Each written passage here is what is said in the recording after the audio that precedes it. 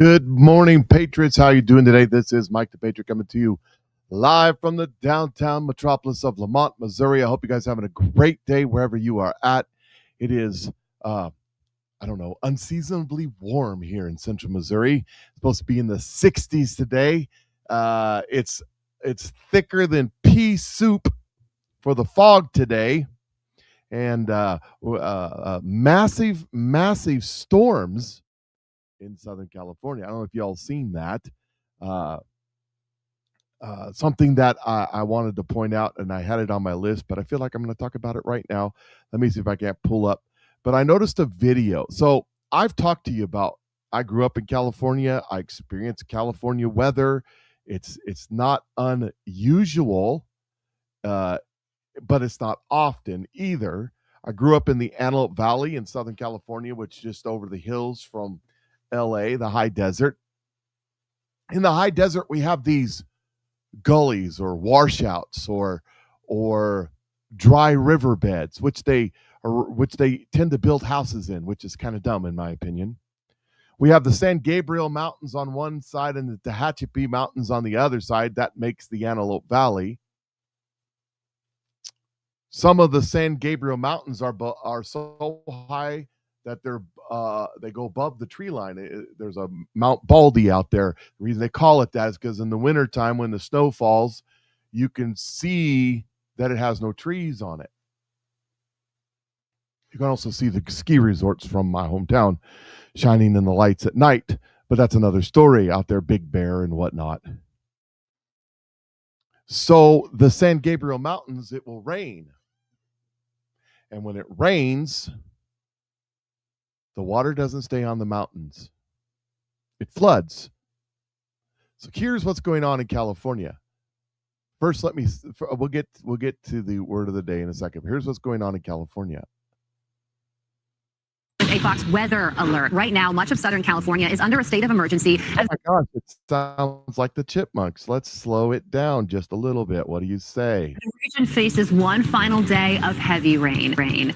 Video shows fast-moving floodwaters ripping through parts of San Bernardino County yesterday, prompting evacuation orders.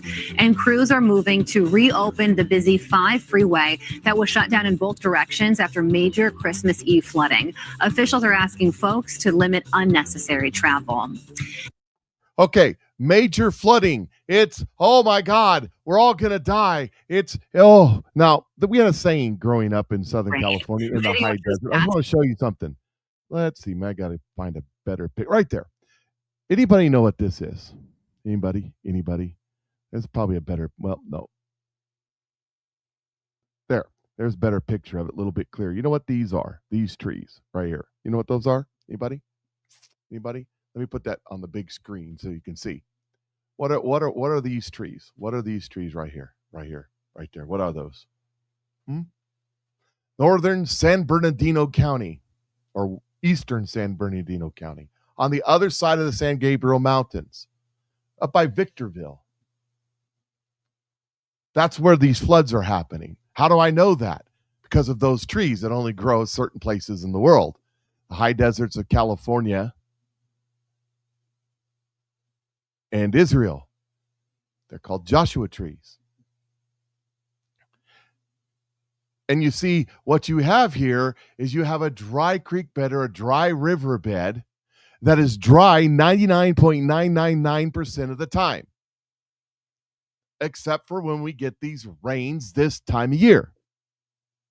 And we only get these rains this time of year where it's this much rain. See, we have the saying, I was going to say, that it rains 7 inches a year in the Antelope Valley, usually on the same day. It is true. They only get this about every 10 years or so do they get these kind of storms. They line up right. Has to do with the El Nino and the El Nino and all that kind of stuff. We only get it certain times a year. And only every few years, every so often. But it does happen. It's a normal occurrence. The reason why there's dried up, washed out creek beds and river beds in the high desert is because once in a while it rains. Duh. So here's a hint. If you live in a dried out creek bed in the deserts of California, move. That's dumb. Just saying. You know, it's just like all the movie stars who build their houses on the sand dunes. They're big cliffs, but they're nothing but sand overlooking the ocean in Malibu. Oh, it's a beautiful view. The sun sets. It's awesome most of the time, except for when we get these kind of storms. Now, we didn't call them rivers, what do they call them? Mediocre, whatever, rivers. We didn't call them this, just like we didn't call it the bomb cyclone, which we're going to get in January and February. We used to call that winter. We didn't call it this river of storms or whatever they're calling it now to make you fearful and scared. Oh my God, it's global warming. We didn't call it that. We called it weather.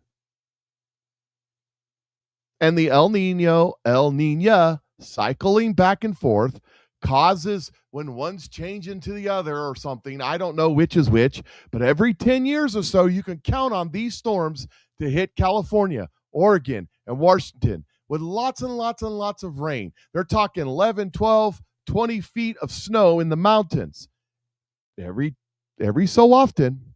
By the way, Kim Clement predicted that you're suffering from a drought in California, but God's going to break that drought when the things start kicking off. This is the day that the Lord has made, and I will rejoice and be glad in it. And the word of the day is given to us by Maureen in the Woods is Romans 8:19 through 28. Romans 8:19 through 28. Make sure you crack open the Bible, see what God has for you today, because God is absolutely good all the time. And programming note, won't do a show after show today, still in the festive holiday spirit, things going on, but this show today might go a little bit longer. And I just want to say this. I just want to say this. So I noticed that a couple of friends of mine who used to be in Team National, some of you know who I'm talking about, and some of you don't know who I'm talking about, are going on and on and on about the new thing that's launching. Cool. I'm not bashing any company. We just launched our own new thing. And I went and figured out what it was he was talking about without looking at it, just because, although, believe it or not, Brad is savvy enough to control his Facebook page, other highfalutin people are not. Note to self. In this type of business, you want to be able to control the information that gets to you. Some old guys that are doing this don't know how to control their Facebook page. I'm just saying, you can set up things so things can't be posted on your Facebook page to give away all your secrets. Y'all know I'm an open book. I tell you exactly how I'm doing, what I'm doing, why I'm doing it. When I talk about the products that I'm representing, I don't lie to you. I don't hide nothing from you. I tell you exactly how it is. So I just wanted to say this about, I just want to say this one thing about that, okay? When someone tells you in this industry, in the network marketing industry, that there's no recruiting while they're trying to recruit you, now, do they have a dual-sided compensation plan? I don't know. You can make money selling the chocolate sauce that makes your pants fall off. And I'm testing to it. I'm down a couple more pounds over the Christmas holidays. You can make money just selling the product. You can. You can make money recruiting. There's two different ways. And I'm sure you can with them too. But the statement of you don't have to recruit, it just sells itself. Everybody in network marketing says that, and everybody in network marketing is lying to you.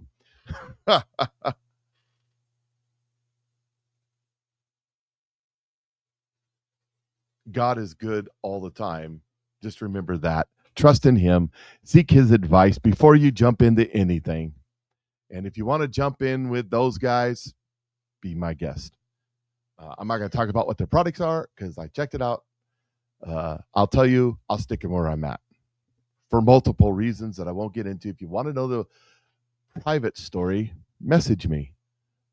PatriotMikeShow@gmail.com. I'll tell you. Well, I won't tell you. I don't know. Maybe I'll tell you. Maybe I won't. I'm not going to tell you publicly, though. It goes way, way back to the original company I met these folks. That's what it goes to. So, anyways, let me just say this.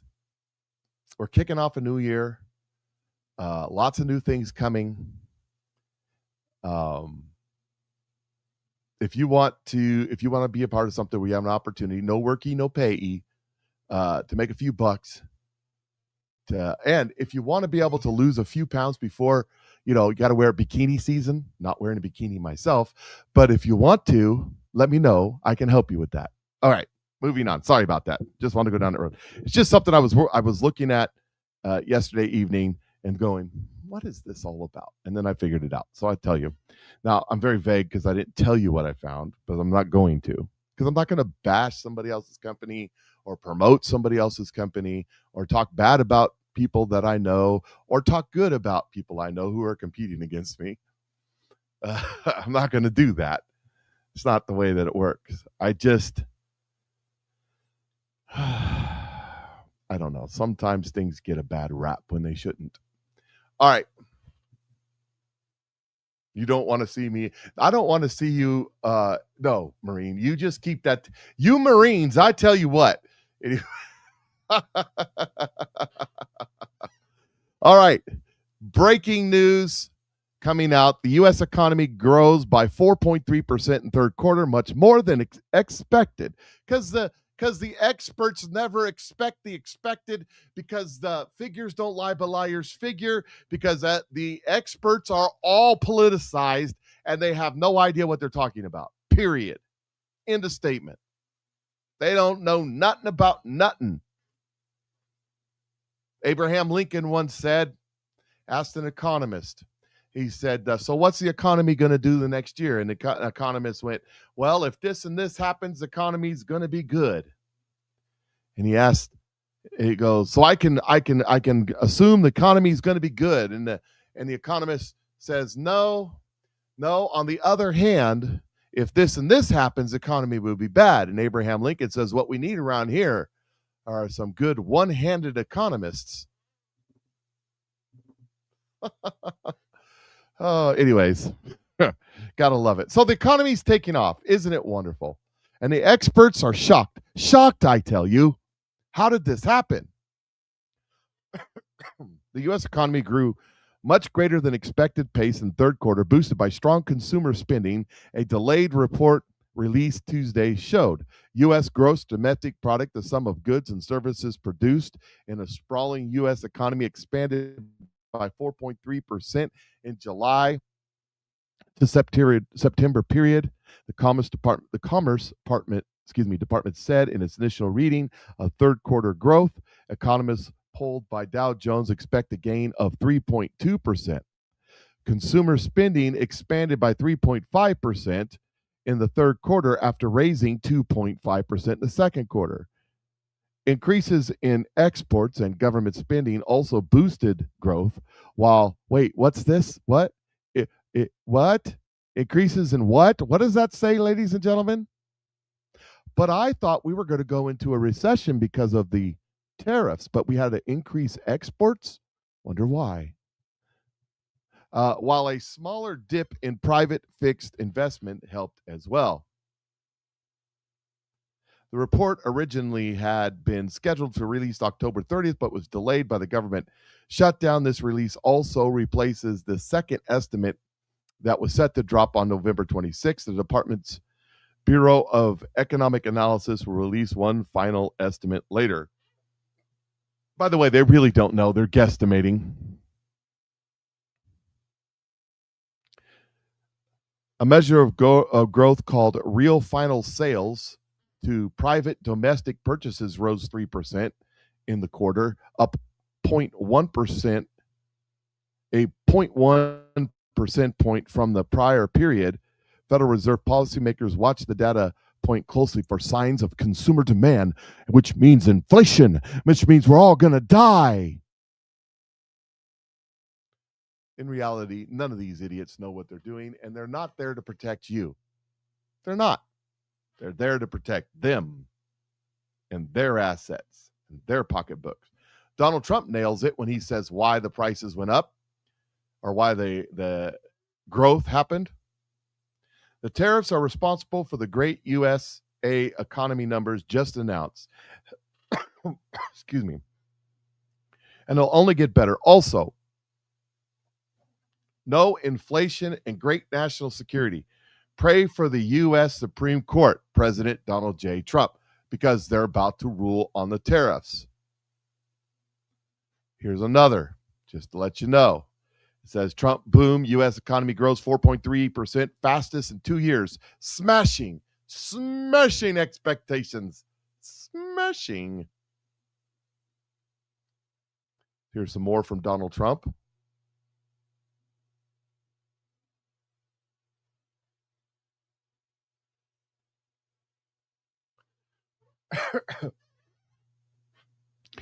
Third quarter GDP came in at 4.3, blowing past expectations of 3.2. 60 of 61 Bloomberg economists got it wrong, but Trump and some of other geniuses got it right. The success is due to good government and tariffs. Consumer spending is strong. Net exports are way up. Imports and trade deficits are way down. There is no inflation because of my tax bill, the great big beautiful bill. And tariff investment is setting records. The Trump economic golden age is full steam ahead. You haven't seen anything yet. Thank you for your attention to this matter. Make America great again. President Donald J. Trump. Yes. Anyways, there he is touting his success, to which the media, no, he had nothing to do with it. It's Joe Biden's economy finally kicking in. You notice how they always say that? It's Joe Biden's economy finally kicking. No, it has nothing to do with Joe Biden. It is the undoing of Joe Biden's economy finally kicking in. They'll take credit for it for the next 3 years. Actually, what they're doing, we're in an active PSYOP campaign right now to make the Republicans, and the Republicans are in on it because they want to lose too, because there's suckers and losers who don't know how to win and don't know what to do with it when they win, quoting Rush Limbaugh from, 1992. It's been that long. Yes, it has. Now, we've known that these idiots don't know what they're doing, period, end of statement. Or their plants, destroying us on purpose. Yeah, I said it. Don't really care. They're going to do everything in their power. Everything in their power. S&P 500 hit above 6,000 on Friday for the first time. Right now, it's trading at 6,940. Actually, it's 6,9 is where it hit. Almost 7,000. Record high for the S&P 500. And now it's trading at 6,938 right now. Will it hit 7,000 before the end of the year? I don't know. I don't know. But it's coming. It's coming. Platinum. Palladium is a combination, as an alloy. A platinum hit $2,241. It's up 20%. So the other precious metals are kicking in. Of course, taxation. There's a talk about taxation. It says, follow along. You work, you're taxed. The government sends $300 billion.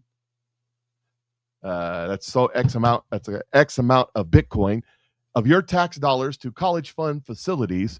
College facilities are 90% Democrat. So 90% of political donations from facilities go to Democrat politicians. Americans are forced to pay Democrats. It's that simple. Money laundering. By the way, when Joe Biden was forgiving college debt, he was not helping out the colleges. Didn't help the colleges one bit. They already got their money. No, he was bailing out the banks without you knowing it. JM Bullion. JM Bullion is running short or is out of stock of large 1 kilo bars or bigger. Silver is moving in mass quantities. Silver is moving. It says JM Bullion is out of kilo silver bars. Only a few 100-ounce bars remain, like around 20. It says that it says you can go on there and make like an absurd purchase. Like, I want to buy 800 100-ounce bars, and it will tell you, well, we've only got 14 left in stock. That's how he knows. That's how he knows that.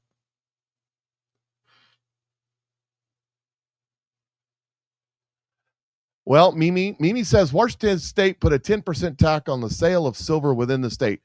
By American circulated silver coinage, they can't tax it. It's against federal law. What I mean by that, your silver dollars, your half dollars, your quarters, your dimes, those are American currency, and it's not taxed because it's not a sale. You're trading one form of currency for another form of currency. That's all you're doing. So it's not taxable. So out there in Washington State, there's how you do it. That's how you get around that law. Now, if you buy silver eagles, or if you buy silver bullion, or if you buy silver generic coins, like whatever, there's all kinds of stuff out there you could buy. That's taxable. Just remember that. They can't tax coins. Just wanted to let you know that.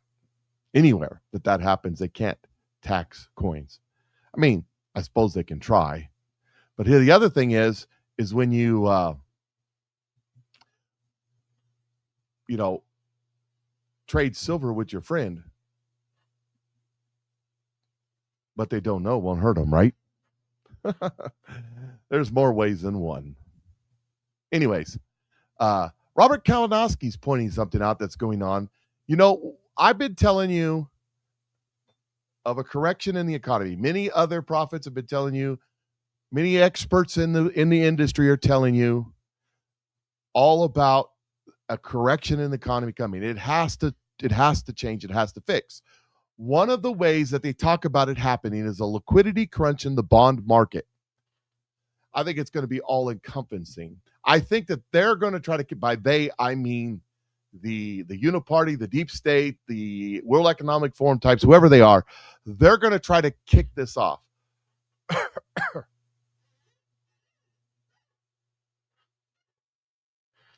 They're going to try to kick this off.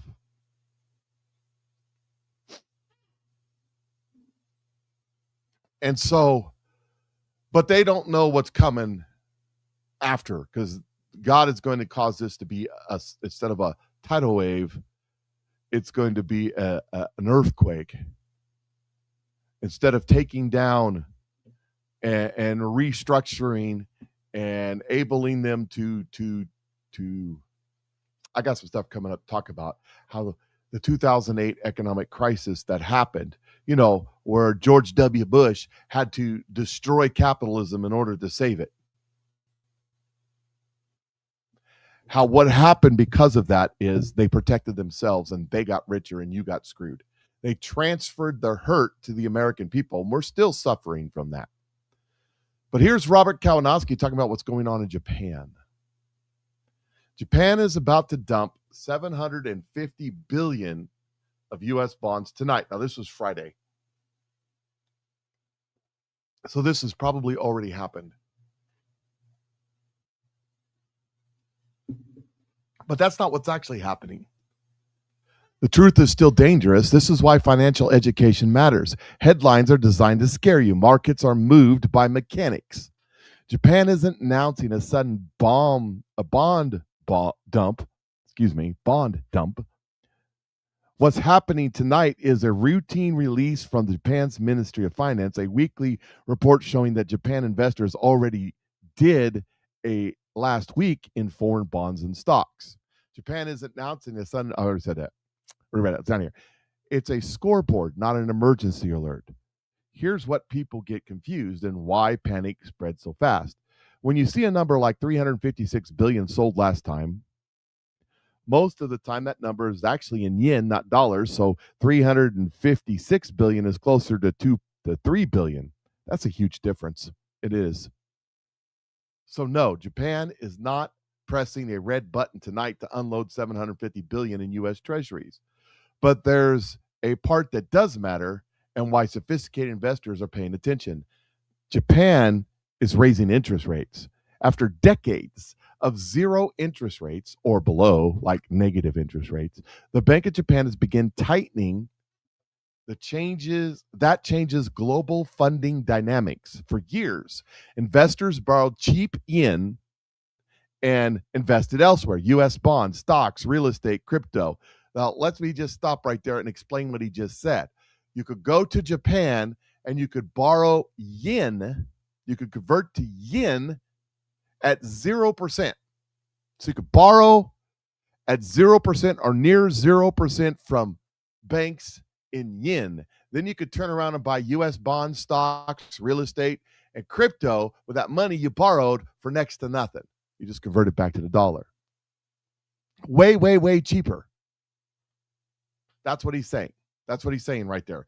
So the volume of money, velocity of money was happening in large proportion is that you could go someplace if you were a high investor and borrow $1 million or $1 billion or however much in yen and then convert that to whatever euros or dollars, wherever you're buying it, wherever you're investing it, and buy bonds, stocks, real estate, crypto. Yeah, you could have borrowed at 0% $1 million in yen and then bought crypto with it 10 years ago. You see where I'm going with that? That's what he's talking about. It says, for years, investors borrowed cheap yen and invested it elsewhere, U.S. bonds, stocks, real estate, and crypto. That's called yen carry trade. Japanese rates, it says Japanese rates rise, the yen strengthens, funding gets more expensive, leverage starts to unwind. That means leverage means borrowed money, means they can't play the games they've been playing, and all of a sudden the system that is built on cheap money starts to unwind, starts to collapse, starts to stress. That's where the stress comes from. Not from one dramatic bond dump, but from the slow pressure of liquidity. That's what I'm talking about, liquidity. We're going to have a liquidity crisis. When funding tightens, treasury yields can raise, risk assets can wobble, highly leveraged players feel the pain. That's people who have massive debt to play in the markets, to invest and whatnot. This is how markets actually break, not from headlines, from plumbing. When the water dries up in the plumbing system. Most people wait for the crash announcement. The rich watch. Interest rates, currency moves, capital flows, funding costs. Because markets don't collapse when someone sells everything. They crack when cheap money disappears. So if tonight's data shows Japan investors reduce in foreign bond exposure, that's not a panic signal. It's a trend signal. It tells you capital is reassessing risk in a higher rate world. In other words, it's going to start costing more money to do business around the world.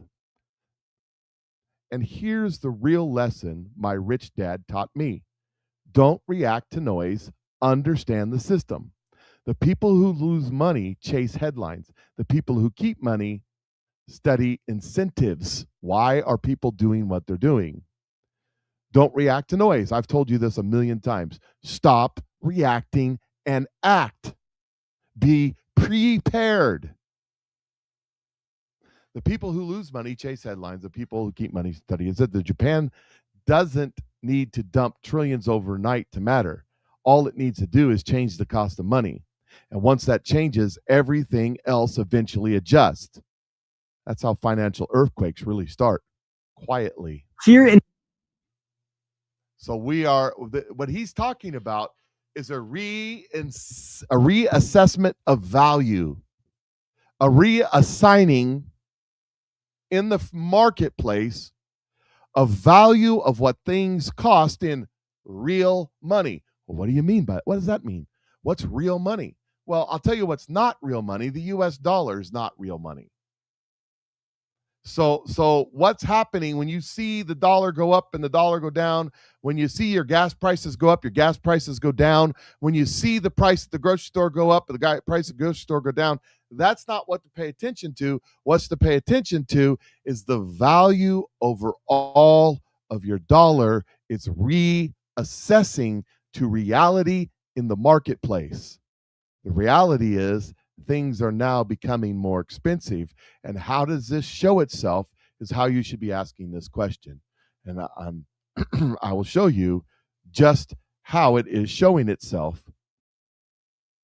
right here. US dollar was trading this weekend at 75.20. It's been up above 75 and down below 75 this morning. Right now it's at 74.60. What did I say? US dollar, US silver price. By the way, there's more subterfuge going on in the silver price right now than ever before. There is a uncracking and a breaking of the system that controls the price of silver and gold, and it's happening right now as we speak. Shanghai silver, it's 75 at the COMEX, but Shanghai silver is paying $80 an ounce in Shanghai. You know what's happening right now? A mass migration of silver. Because if you could buy it at the COMEX, if you could get it, that's why they're out of the 1 kilo bars. If you could buy it at the COMEX for 75 plus premium and sell it to China for 80, you make $5 a bar. Now there's costs and premiums in that. If you're just ending up with $1 a bar and you do in a day $1 million in 1 million ounces, you just made $1 million in one day. Just consider what I'm saying to you. Liquidity, money is like water. It flows to the least resistance. At $80 an ounce, China is sucking up all the silver. I'm just saying, that's the reality of it. Look, I'm trying to force. Well, you might say, but Mike, my investment broker. Well, there's a reason why they call them brokers. Just saying. I'm not telling you to buy or sell or do anything. I'm not telling you to do anything. Here's the Chicago futures this weekend. Chicago futures were $71, while Shanghai was $79 or $80. It's almost $10 difference. So you buy the futures, and then you sell the futures to Shanghai. So you buy them at 71. It is trading places. You buy it at 71, you sell it for 80. Then when you take delivery, you send it over there and you get paid. And you get the difference. That's what's happening. I mean, this stuff is moving crazy like.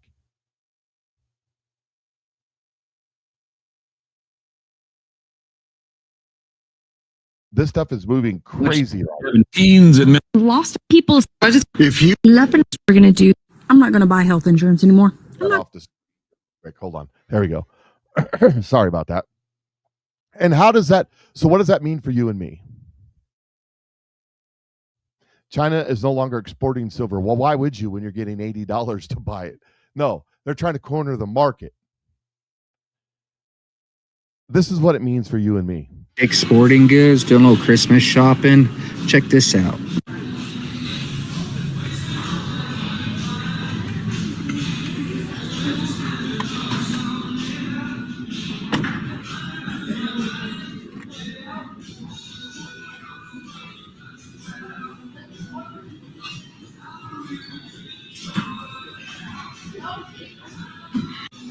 Can somebody please tell me what's going on? Those are basketballs. Because they don't want your stupid, worthless money. Their basketballs are worth more to them. I mean, and it's Christmas time, and Dick's Sporting Goods taking advantage of, I got to get my son a basketball. Whatever. The price is only what somebody's willing to pay, by the way. I don't ever blame the seller for the price, ever. Never, ever. People going, I can't believe how much this costs. Unless you're talking about government, completely controlled government economies like healthcare. That's a whole nother story. But in the marketplace, when you go into the mall or the Dick's or I'm turning my little fan on, it's kind of stuffy. And it's supposed to be 90,000 degrees outside on the day after Christmas and humid as all get out. It's like spring. But guess what? This time of year, when you have really warm weather, you get really, really cold weather in a few days because we live in the middle where the winds come from the south. It gets warm. Winds come from the north. Thanks, Aaron. Winds come from the north. It gets cold. It's just, that's the way it works.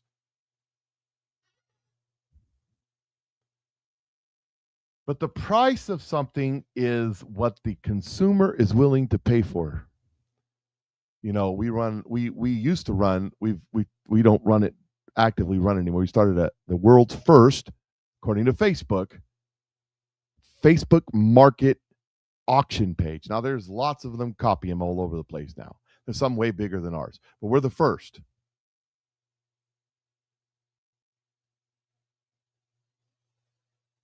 I just checked Amazon. The average basketball is $25. High-end ones is $65. Yeah, but you can't get them Christmas Eve now, can you? That's what that's about. That's what that's about. It's about supply and demand. I can supply it today. Amazon can get it there next day, which would be after Christmas. That's what that's about. Again, I'm not mad at the people selling. It's the suckers paying $99 to $125 for a basketball that's causing that price to be. If no one buys those basketballs, they'll go on sale next week for half price, which is still cheaper to go on to Amazon, but it is what it is. I don't like Dick's anyways. And he's asking, why is this so high? Why are the prices so high? Well, one of the reasons is this. That's one of the reasons the prices are so high.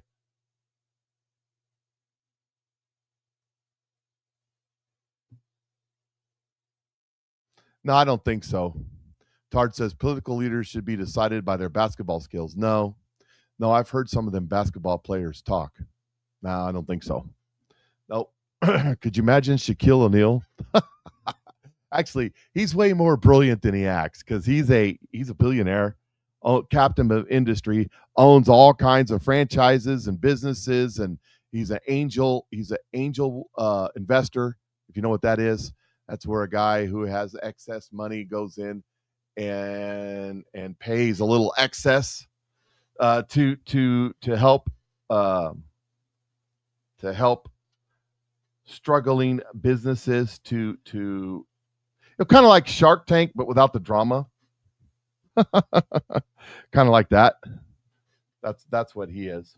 So you gotta like Shaq. You gotta like him. I don't have complaints, but I don't want him making our decisions politically. I don't want that.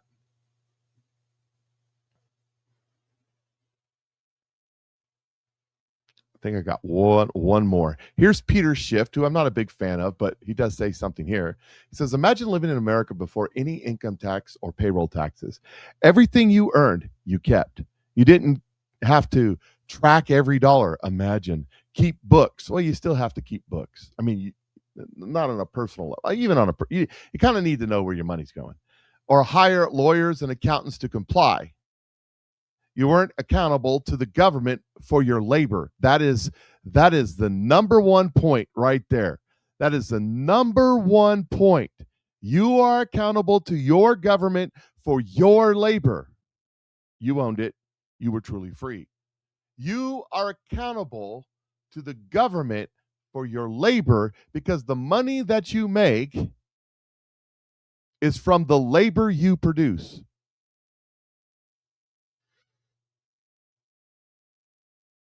It's just the way it is. It's a reality. And they confiscate 50% of it, you slave.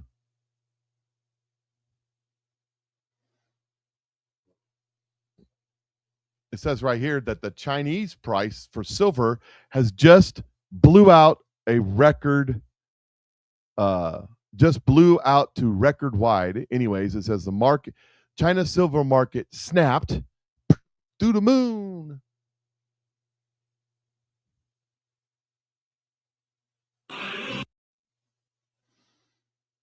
Now, here's an interesting post. So Patrick Bryan said that he's the overstock.com guy, right? A day ago, he says, a day ago, I responded to her query by saying Trump could give me a temporary 119-day spot at the SEC chair, but I could fix it in 19 days. He says it was a joke, hyperbole. I have less than zero interest. If nominated, I will not run. If elected, I will not serve. Plus, I already invented the solution, T0. So he's marketing his own coin or something. But that's not why I want to talk to you. It's this. Then he posted this. Remember the time I clubbed Wall Street like a baby seal, exposed how 75% of Goldman's revenue came from shenanigans, and won $35 million? News is breaking that will make Wall Street victory look like a game of marbles. Now, he just posted this with a link. The link was to a 2010 Matt Taibbi article that I found to be really interesting reading. Now, Matt Taibbi, who's he? He's the one that talked about over on X. He's a Democrat who talked about over on X all the government censorship that was going on X and other media platforms. Remember him breaking all the stories about a year ago after Elon Musk bought X? Well, Matt Taibbi, April 5th, 2010, what was going on in 2010? The collapse of our economic system where George W. Bush had to destroy capitalism to save capitalism, then turn the reins over to Barack Hussein Obama, who proceeded to rip us off. Oh, man. Let me tell you something. Mike has been on here saying that it's all coming January, February, March. Amanda Grace just said, she just said that it's going to get really big in January. She's echoing Mike, and I don't think they've talked. That February, she had a word for it, was going to accelerate, and that March was going to be a roaring lion. Could she be wrong? Sure. Could Mike be wrong? Maybe. But I want you to just want to point out something that happened. So we know what happened in 2007, 8, 9, 10.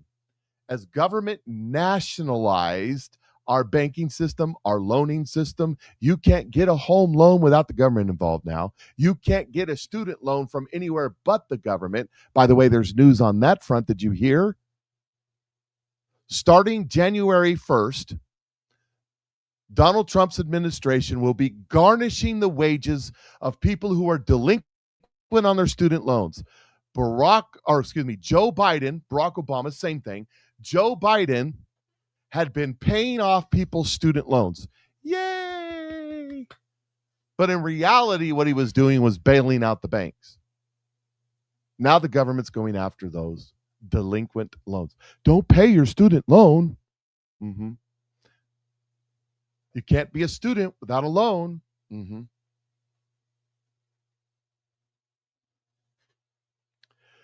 Matt Taibbi, April 5th, 2010, Wall Street's naked swindle.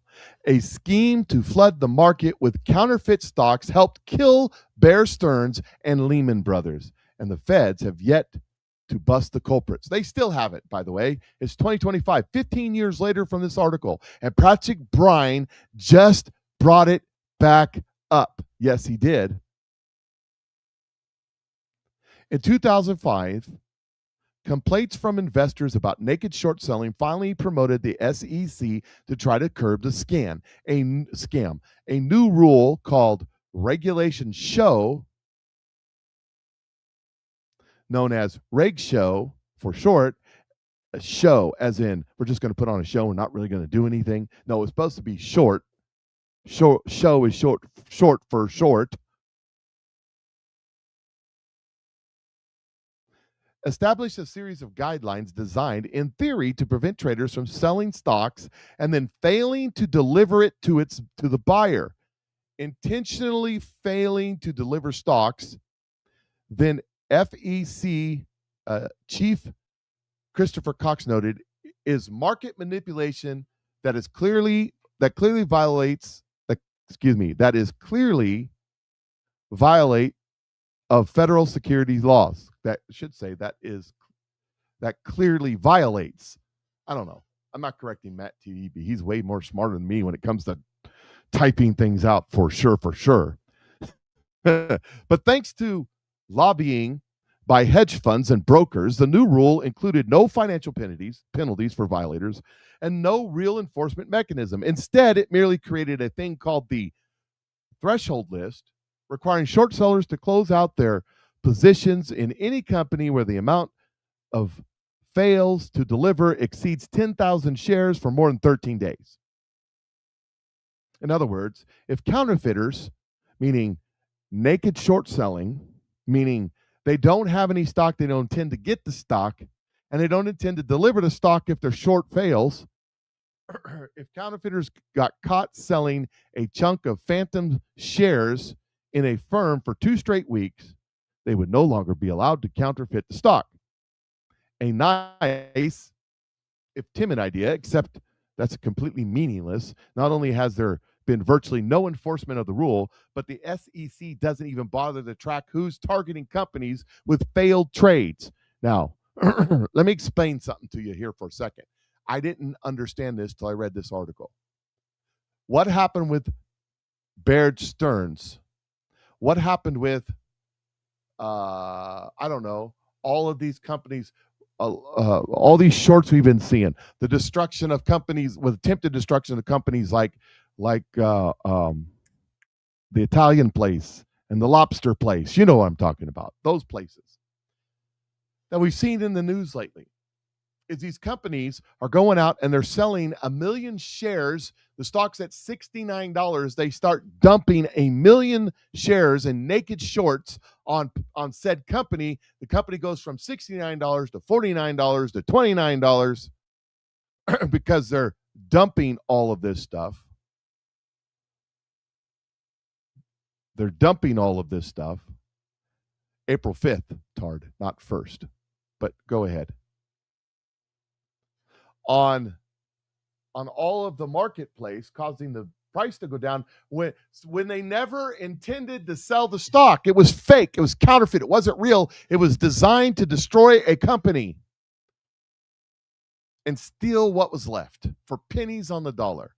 It's not just a hostile takeover, which is what Elon did with X. It was a hostile takeover. It's where he come along. It's what's happening right now with Universal Studios between Netflix and Paramount. Paramount is trying to buy Universal Studios via hostile takeover, meaning your stock's trading at $50, we'll give you $60. That's what they did with X, hostile takeover. That's not this. This is, we're not giving you anything. We're driving your stocks down. And the government's helping us, and the media is helping us. It's an organized deep state attack. The first documented case of this scam involved the small-time boiler room grifters in the late 90s, not long after Trimbath warned her boss about the problem. A trader named John Fierro executed a series of bear raids on small companies. First, he sold shares he didn't possess in huge quantities and fomented negative rumors about the company. Then, in a classic shakedown, he approached the firm with offers to desist. If they'd sell him the stock at a discount, he would press the button and enter the trade for 500,000 shares, says Brent Baker, SEC official who busted Fierro. He didn't have the stock to cover that, but the price of the stock would drop to a penny. In 2005, complaints from investors about naked short selling finally prompted SEC to try to curb the scam. A rule called Regulation Show, known as Reg Show for short, established a series of guidelines designed in theory to prevent traders from selling stocks and then failing to deliver to the buyer, intentionally failing to deliver the stock. Then the SEC, Christopher Cox, noted it's market manipulation that clearly violate okay, I've already read this. I think he repeated this in here. But thanks to lobbying by hedge funds, blah, blah, blah, blah, the same thing that he said over again. So repeating in the article. I apologize. I caught it when I was reading through. It says here, except that it's completely meaningless. Not only has there been virtually no enforcement of the rule, but the SEC doesn't even bother to track who's targeting the companies with failed trades. As a result, many stocks attacked by naked short sellers spent years on the threshold list, including Krispy Kreme, Martha Stewart, and Overstock.com. We were actually on it for 668 days, consecutive days, says Patrick Bryan, the CEO of Overstock, who became much ridiculed pariah on Wall Street for his lobbying against naked short selling, because these big firms are making trillions of dollars doing this. At one point, investors claimed ownership of nearly 42 million shares of Overstock, even though fewer than 24 million shares in the company had actually been issued.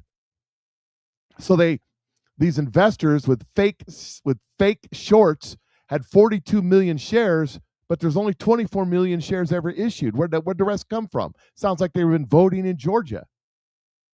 Brian is not an easy person for anyone with any kind of achievement neurosis to like.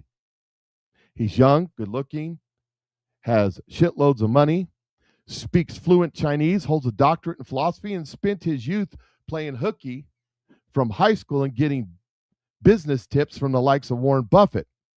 But because of his fight against naked short selling, he has been turbo-fragged by mainstream media and as a tinfoil hat lunatic. One story in the New York Post featured a picture of Brian with a flying saucer coming out of his head. Nonetheless, Brian's Halloweens about naked short selling looked extremely present in the light of what's happened to Bear and Lehman. Over the past 4 years, Brian has outlined the parameters of naked shorting scam that always includes some combination of the following elements: negative rumors planted in the financial press. By the way, the government's the only one that can orchestrate this. The flooding of the market with enormous quantities of undelivered shares, absurdly high trading volumes, and prolonged appearance of targeted company on the registered SHO list. In January 2005, at the exact moment registered SHO was launched, Brian's own company was trading at $65 a share, and the number of failed trades in circulation was virtually nil. By 2006, however, Overstock was down $28 a share, and Reg Show data indicated an explosion of failed trades, nearly 4 million underlying shares on some days. At those moments, in other words, nearly a 50th of all Overstock shares were fake. This really isn't about my company, Brian says. I mean, I've made my money. My initial concern, of course, was Overstock, but the more I learned about this, the more I really worried. I really worry because what they are the implications for the system. And given what happened to Bear and Lima last year, I think we ended up seeing what some of those implications are. Bear Stearns wasn't the the kind of company that had a problem with naked short selling before March 11, 2008. There had never been a period which significant quantities of bear stocks had been sold and then not delivered. And the company had never shown up on the reg short list, but beginning in 2015, March 20th, the day after the Fed meeting that failed to include bear, a mysterious purchase of options betting on the firm's imminent collapse, the number of counterfeit shares in bear skyrocketed. The best way to grasp what happened is to look at the data. On Tuesday, March 11th, this is in 27 or 28, 2007, 2008. There were 2,176 shares of bear that had failed to deliver. The very next day, the phantom shares leaped to 1.2 million. By the close of trading on Friday, it passed 2 million. And when the market reopened the following Monday, it soared to 13.7 million, all fake, all counterfeit, in less than a week. And the number of counterfeit shares in bear had jumped nearly 70-fold. The giant numbers of undelivered shares over the course of the week amounted to one of the most blatant cases of stock manipulation in Wall Street history. There's no doubt in my mind, not a single doubt, that the naked short selling helped destroy bear, says Senator Ted Kaufman, a Democrat from Delaware, who introduced legislation to curb such financial fraud. Asked to rate how obvious a case of naked short selling bear is on a scale of 1 to 10, the former SEC counsel Brent Banker doesn't hesitate. Easily a 10, he says. It goes on, but I wanted to get to that point because I wanted to just point out that the economy was about to collapse in 2007, just before Barack Hussein Obama took over. It was started by the collapse of Bear Stearns and Lehman Brothers, which was kicked off by naked short selling as a complete fraud, which I believe is orchestrated by our own government so that George W. Bush could destroy capitalism in order to save it and then turn the reins over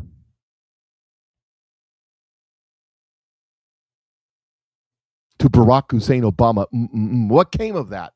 Well, they nationalized the 3 car companies in the United States of America. They went through and took away dealerships from people from all over the country in the car industry. I can talk about the car industry because I was in it. From all of these private companies that sold for the big 3, they went and took their dealerships from them. Took it. Barack Hussein Obama, first he nationalized them, then he took the dealerships, and they're now pushing the dealerships to big conglomerates. Pretty much nationalizing the car industry. They nationalized the banking system. They had to destroy capitalism in order to save it. Don't forget that. That is an important saying. And we're going to find out, among a million other things that are about to bust loose in this country, we're going to find out that George W. Bush was working with Barack Hussein Obama to destroy capitalism in this country. And everything that happened since then was 100% intentional to our economy, everything else. The only thing that stood in the way was Donald Trump. Donald Trump messed up a bunch of their plans. And that really hurt them.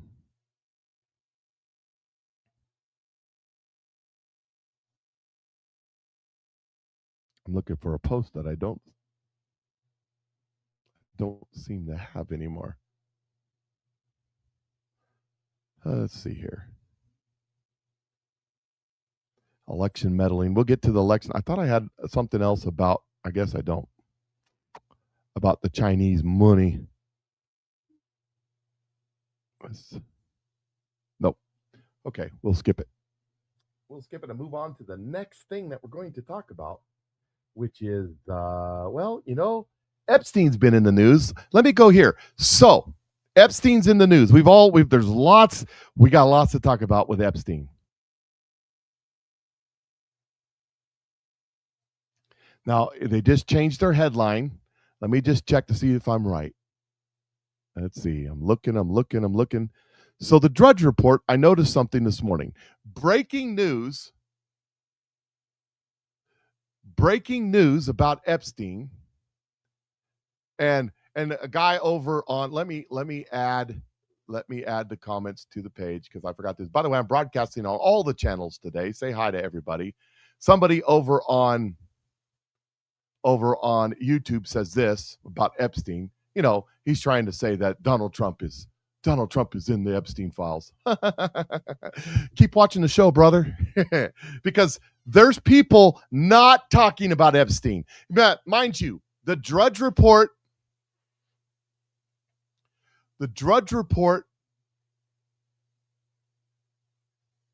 up until last week was Epstein. It sounded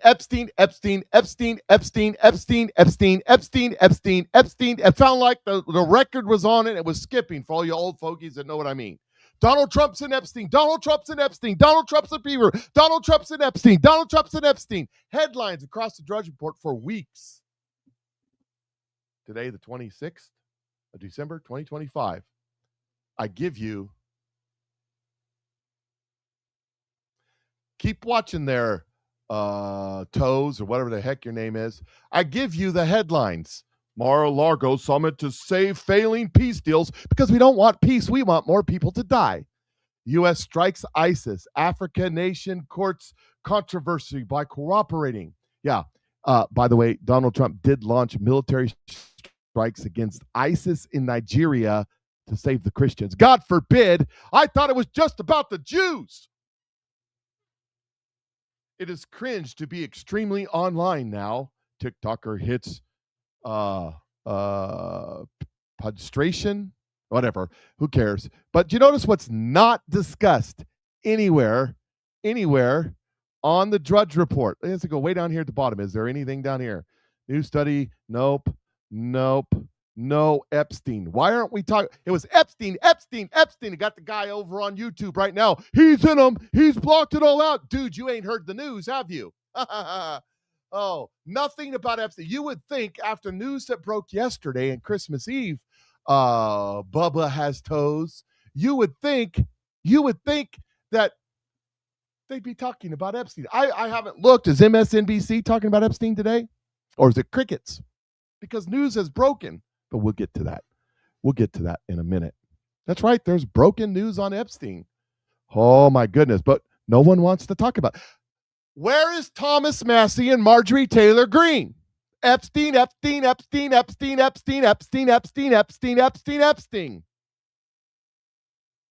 Where is it? Where are they? Why aren't they saying anything today? How come they haven't ran to the presses over the breaking news? Then who? Governor, tell me where the stuff is about Epstein. You're not putting out the Epstein stuff. It was a trap. I wish I had the meme set up. It's a trap. Donald Trump came out of nowhere and says, it's all baloney. It's all fake. He got the Democrats and the Republicans in a one time in the history. They can't come together and try to fix the economy. They can't come together and try to fix healthcare. They can't come together and pass a damn budget. But by God, 400 of them in the Senate or in the House, and most of them in the Senate can vote to release the Epstein files that they knew were in the Southern District of New York. We got to replete those files. Oh, yeah. Oh, yeah. They were all in on it. They're all in on it.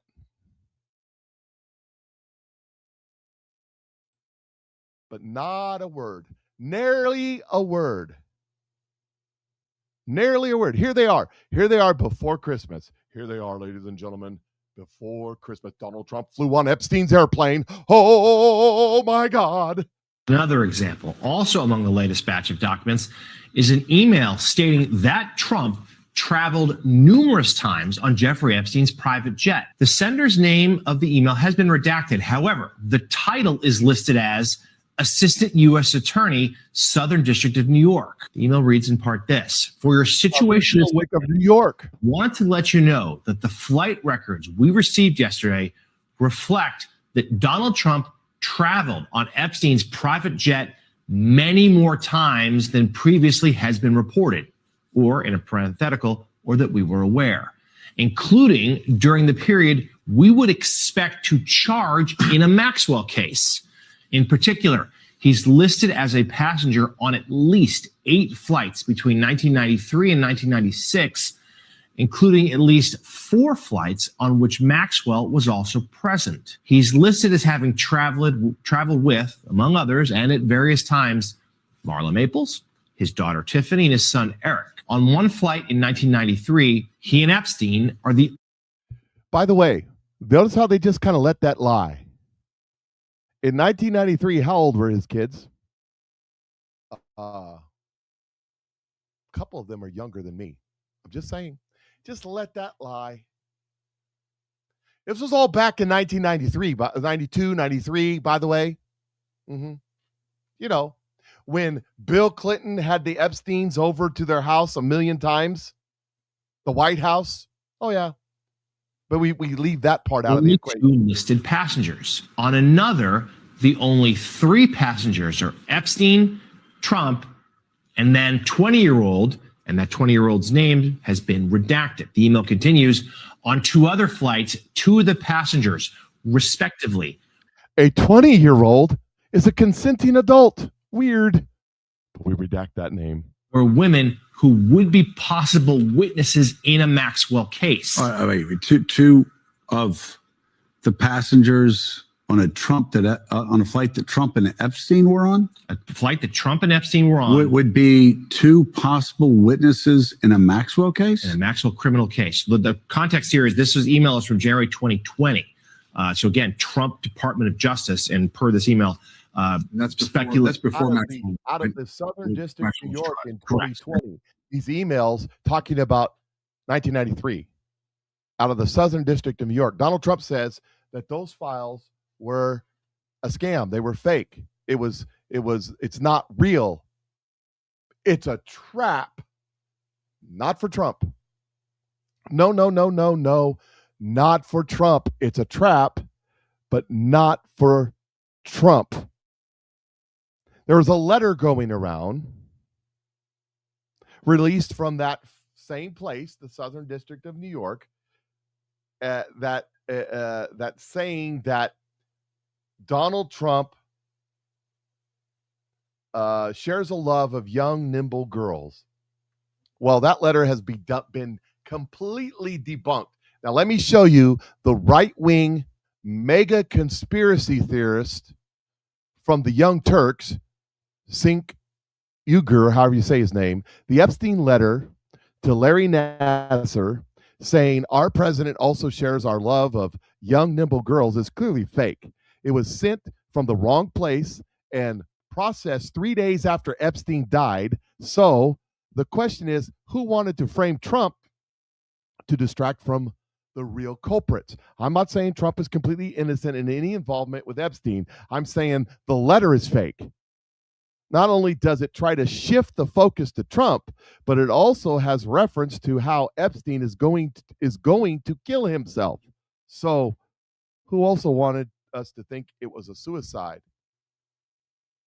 Now, look, I don't agree with this guy 99.9% of the time, but he's saying the letter's fake. It's obvious fake. It's been debunked by everybody. It was from the Southern District of New York. This is what Donald Trump was talking about. Most of the stuff out of the Southern, there's Bill Clinton, but he's not really doing anything.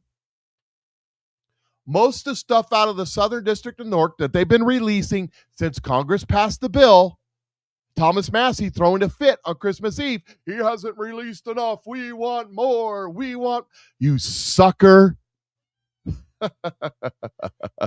You sucker. Here's breaking news again. Same thing, saying the same thing.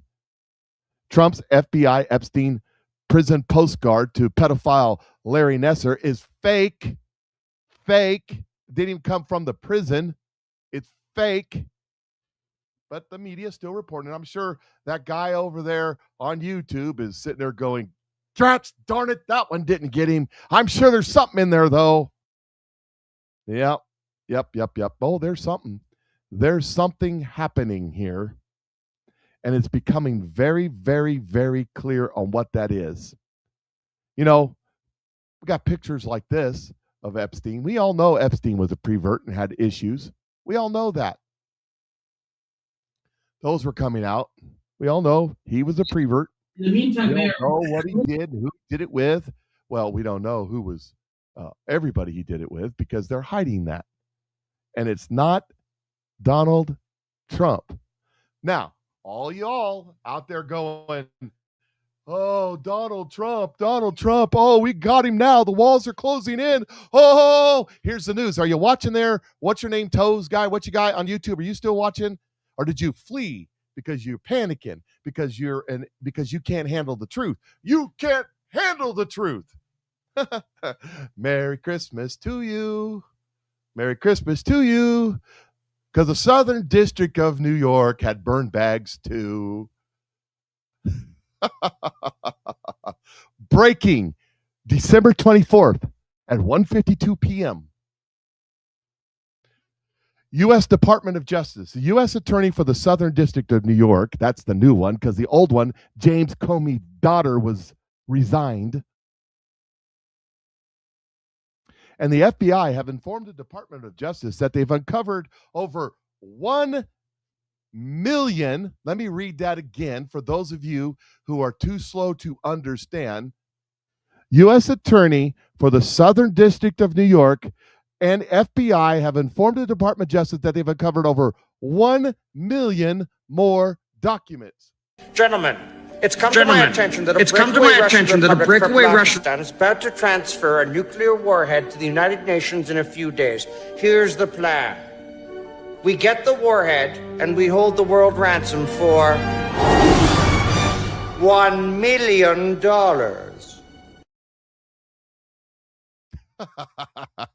That's right, ladies and gentlemen. The Southern District of New York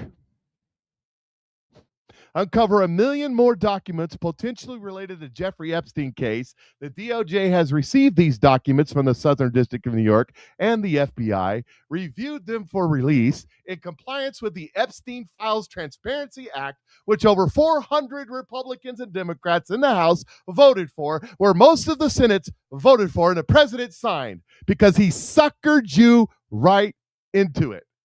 He suckered you right into it. He had you begging for these. We want the Epstein. We want the Epstein. Well, guess what? I think you're about to get the Epstein. The Epstein no one wanted you to know. That's right, ladies and gentlemen. In compliance with the Epstein File Transparency Act, existing statutes, the judicial orders, we have lawyers working around the clock to review and make legally required redactions to potential victims. We will release the documents as soon as possible due to the mass volumes of materials. This process may take a few more weeks. The department will continue to fully comply with the federal law and President Trump's direction to release the files. Release the files, they said.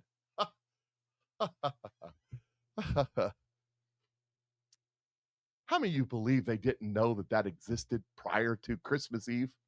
How many of you believe that nobody knew there was 1 million more files in the Southern District of New York that no one knew about? How did Austin do it? Does he go like this? 1 million files. How many of you believe nobody knew about that? You want to know what I believe? I believe if you rewind all the way back to when was it? May, June? When Donald Trump said that the Epstein files are a hoax, that they'd already found the burn bag, strategically placed, so that Donald Trump could find it when he entered the White House again for such a time as this. And he went out and baited these suckers into begging. Hey, Thomas Massey, how's it feel to be played like a fiddle? They're all out there calling for it. And the prophesized boomerang event is about to happen. 1 million files. 1 million files just appeared. As my son, who's now 22, 23 years old, I don't know, 23 years old, used to say when he was a toddler, "Madge appeared." just Madge appeared out of nowhere. Woo! Look at there. Boom! All the Epstein stuff you thought you deleted.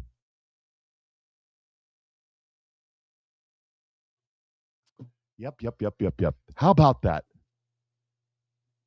And just like that. And just like that. Nobody's talking about Epstein. The Drudge Report was Epstein. And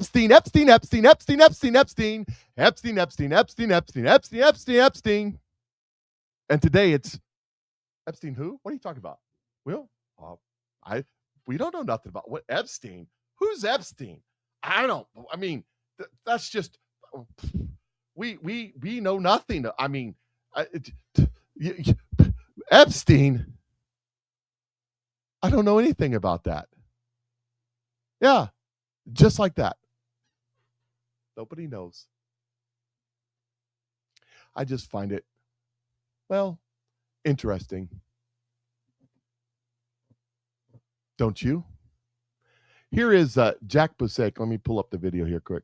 Jack Busek was asked about this, about Epstein and all that.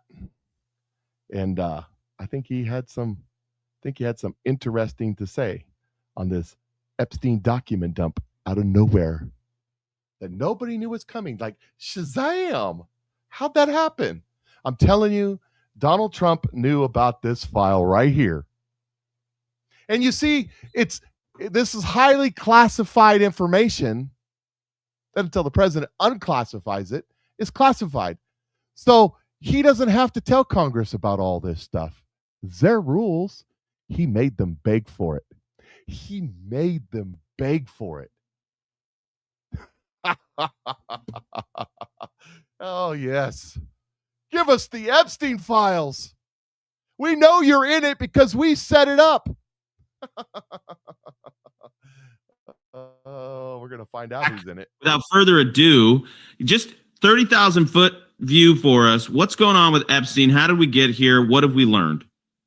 Okay, so this is the response to that legislation that was passed by the House a while back. It was a bipartisan piece of legislation regarding the Epstein files, which some of us, like myself, have been calling for since day one of President Trump returning to the White House. And what we've got now are actual files coming out. Now, what we have today, so there were files released during AmFest because, of course, it couldn't be a Turning Point event without Epstein files getting released separately.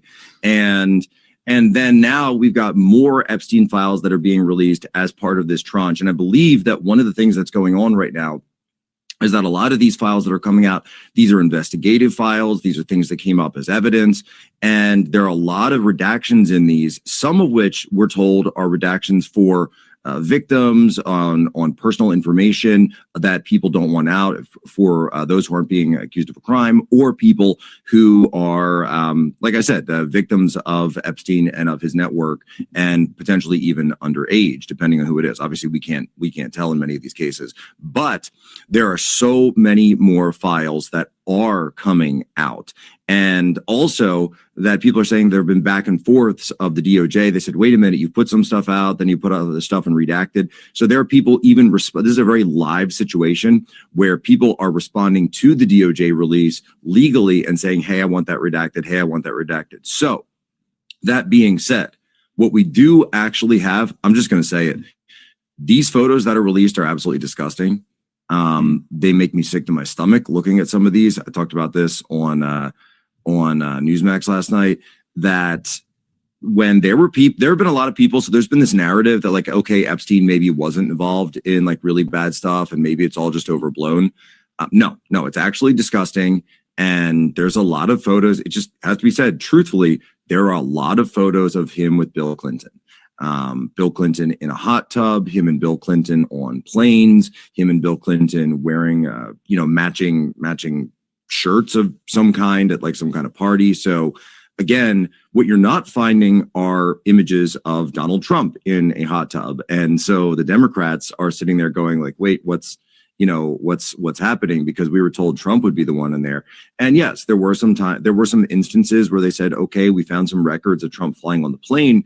But what was interesting is, of course, not only did they still not find Trump, and just be truthful, they did not find Trump flying to the island, but Trump was also flying on the plane with his family. So like with his wife and children. So again, like not a situation where we're hopefully anything untoward. Those were mostly in the 90s, right, Jack? So this is way, like we're talking 30, 40 years ago in some instances. So where it's like just or 30 years ago. So instances where long before any of his crimes had come to life, long before, I mean, you know, the rest of the story, we've been over it so many times, where he was evicted from Mar-a-Lago for his behavior. And then Trump actually goes to the lawyers of the victims to say, how can I help you to put this guy away? Because he's a bad guy.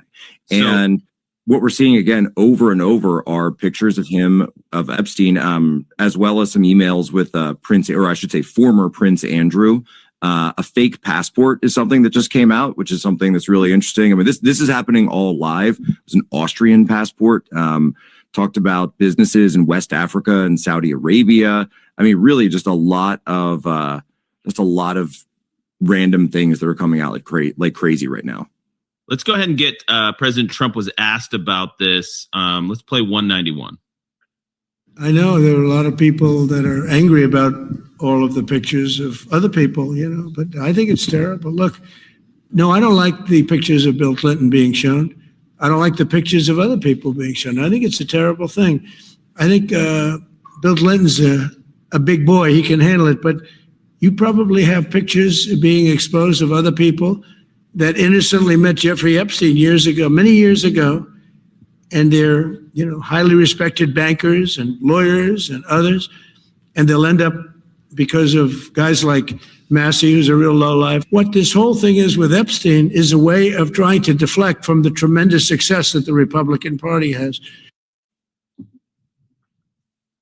This feels pretty consistent with Trump's original kind of objection to this, and we have to remember that if they had something on Trump, it would have been weaponized by the Biden administration, 10 times over. So to turn that around, if they have something on Clinton, I feel like the Trump admin would probably want to, he has a pretty big beef with the Clintons. Couldn't we turn that around as well? Actually, Trump is saying, listen, I've always gotten along with Bill. He's been good to me. I've been good to him. I actually don't, kind of getting inside the psyche of President Trump, I actually don't think he has like a bone to pick with Bill Clinton per se, maybe Hillary more so. But I think Trump knows a lot of these guys, kind of knows the situation that some of the innocent ones are put in. It just feels like he's being consistent. But the admin was pressured. He takes a shot at Thomas Massey right there to be more transparent. So he's doing what he's got to do politically. But I think he actually seems to be fairly disgusted with the fact that innocent people are going to get dragged here. Right before we end the segment, one thing I should mention is there is a very strange letter to Larry Nassar. Larry Nassar, who we know also went to prison and is in prison for these same type of crimes, that Epstein wrote a letter to him saying, as you know by now, I have taken the short route home. Good luck. We shared one thing, our love and caring for young ladies and the hope they'd reach their full potential. And then he makes a lewd reference to Trump. And then he writes, life is unfair. Yeah, very, very fascinating. More with Jack Posobiec, Human Events Daily. Life is unfair, but God is just. And I wouldn't want to stand before him with holding my millstone. Just saying. And Tard, of course, it's the Jews, right? Who pays for the Mossad? That's all I got to say. Who controls who? The one who receives the money or the one who sends the money? Oh, yeah. Yep. Yeah, there is that. Oh, but there's so much more today. That's why it's probably be a longer show. There's just so much more happening. We are on the verge, ladies and gentlemen, of God taking his hands off. As Mike said earlier about the dam, we're on the verge of God taking his hands off. Things are about to get really problematic for some people. Donald Trump, he truthed this out. Merry Christmas to all, including the many sleazebags who loved Jeffrey Epstein, gave him bundles of money, went to his island, attended his parties, and thought he was the greatest guy on earth, only to drop him like a dog when things got too hot, falsely claiming they had nothing to do with him. Didn't know him. Said he was a disgusting person, and then blamed, of course, President Donald J. Trump, who was actually the only one who did drop Epstein, and long before it became fashionable to do so. When their names got brought out in the ongoing radical left witch hunt, plus one low-life Republican Massey, you forgot Marjorie Taylor Greene there, Trump. And it's revealed that are Democrats all, there will be a lot of explaining to do. Much like there was when it was made public that the Russia hoax was a fictitious story, a total scam, and had nothing to do with Trump. The failing New York Times, along with many others, were forced to apologize for their bad and faulty election reporting, even to the point of losing many subscribers due to their highly inaccurate fake coverage. Now the same losers are at it again, only this time so many of their friends, mostly innocent, will be badly hurt and reputationally tarnished. But sadly, that's the way it is in the world of corrupt Democrat policies. Enjoy what may be your last Christmas, President Donald J. Trump. What? Yeah. Enjoy your last Christmas. He's talking to the sleazebags who love Jeffrey Epstein and telling them to enjoy their last Christmas. Well, that comment's a little pregnant, don't you think? What may be last Christmas? And he's not talking about the song from Wham or whoever that we all hate. And I'm not going to sing. You all know the song. Anyways, yeah, there it is right there, ladies and gentlemen.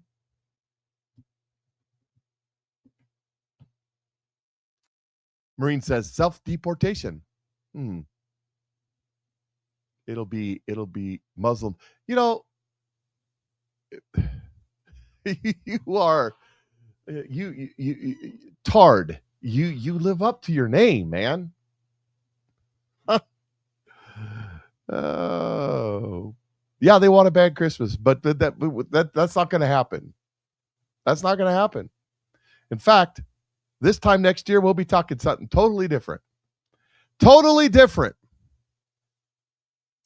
Brian Cates says this. Holy crap. Wow. Amazing. There were 1 million new Epstein documents just sitting right there waiting for someone to trip over them and find them on Christmas Eve. Yeah. That's exactly what I'm saying. When Donald Trump came out and said it is all a hoax, he already had possession of these files. They just waited. They just waited until Christmas Eve. Merry Christmas, everybody. He just waited to Christmas Eve to give a great Christmas present to all of these scumbags out there with the ones that really were over there. The ones that were really over there doing all the scumbag stuff. He just waited for Christmas Eve to dump all this stuff on them. And now no one wants to talk about it. No one wants to talk about it. Christmas! Merry Christmas, George! Merry Christmas, George! Merry Christmas! Christmas movie out! Merry Christmas, Emporium!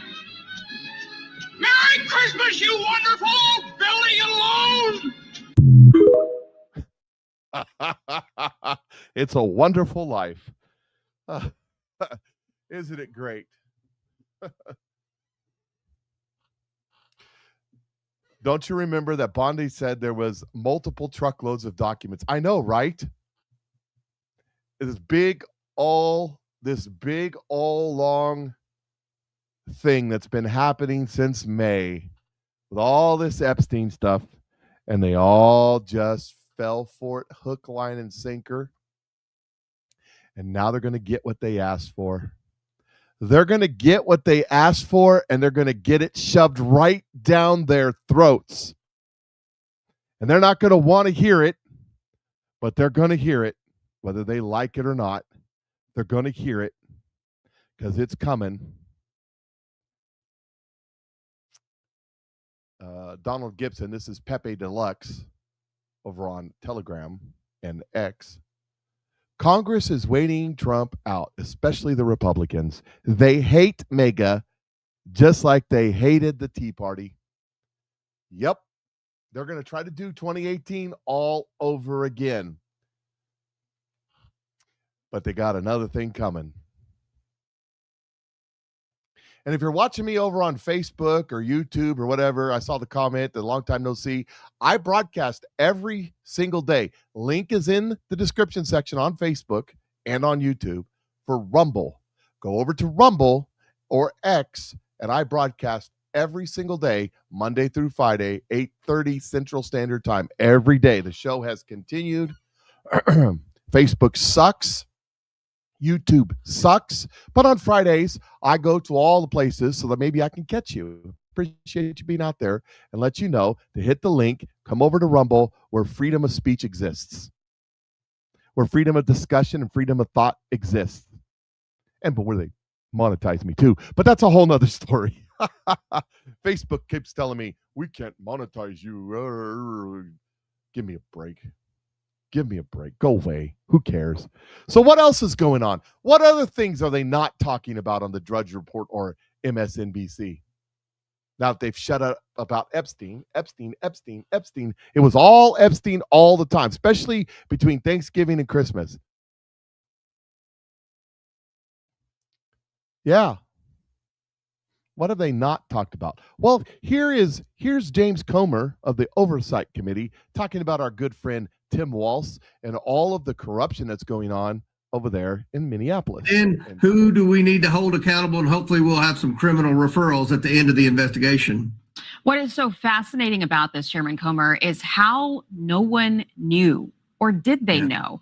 This is an op-ed from the Wall Street Journal here, asking, I think, a pretty fair question.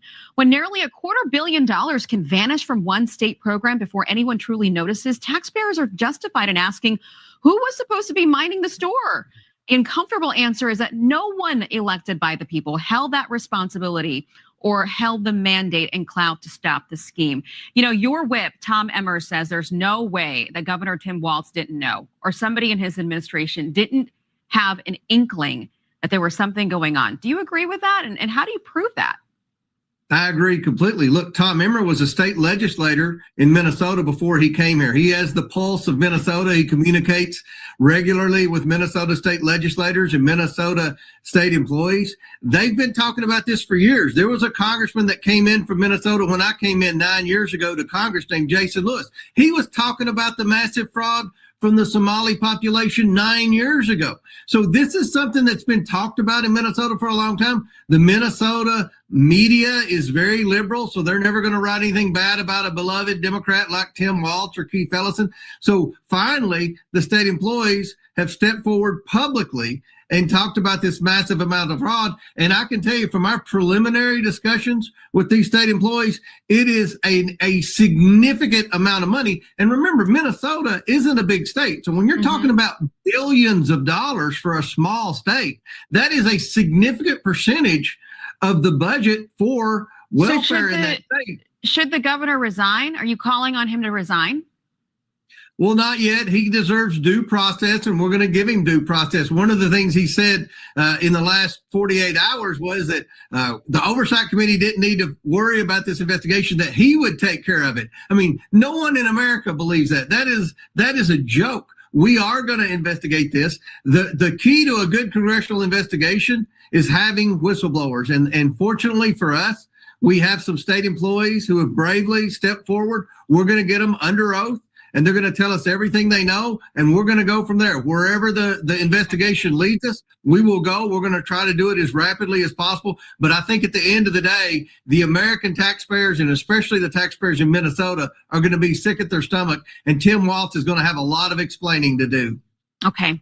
Chairman Comer, thanks for joining us on this holiday week. We hope you have a very... So now we know the Epstein people got some splaining to do. And now Tim Walz in Minnesota and Ilhan Omar and the rest have some splaining to do. There's going to be a lot of splaining going on in the next 11 months. I'm telling you what, it's going to happen. It's going to happen, and it's going to get worse by the minute. Here's some more. This is going on. This is Georgia Senator reacts to the 2020 Fulton case that we all talked about last week. All right, a couple quick thoughts on the Fulton County rule violation in the 2020 election that was just finally adjudicated before the state election board. First and foremost, this is exactly why Burt Jones, Brandon Beach, and myself called for a special session at the Georgia General Assembly back in 2020. We were chastised by Jeff Duncan and a bunch of our party leadership, but the reality is this should have been investigated in 2020 before the election was certified, not in 2025. That brings me to my second point. Why in the world is the state of Georgia having to rely on private citizens playing private investigator on their own time to uncover these irregularities? Fulton County was under observation by the Secretary of State's office in 2020. This should have been caught by them. This should have been investigated by them, and it should have been done immediately. And that brings me to my third and final point. It's always Fulton County. It's always Fulton County. Just like in Missouri, it's always Kansas City and St. Louis. Oh, by the way, silver's trading at $76. Will it get to $80 for the end of the year? Now there was people calling in July-ish area for $75 silver by the end of the year. Well, by golly, we'd done that, and they were calling for $5,000 gold by the end of the year. It's trading at $45.79. Excuse me, $45.78, $45.79, $45.78. Yeah, we'll see. Can it get there? We still got, 5 days left? 6 days? 6 days left?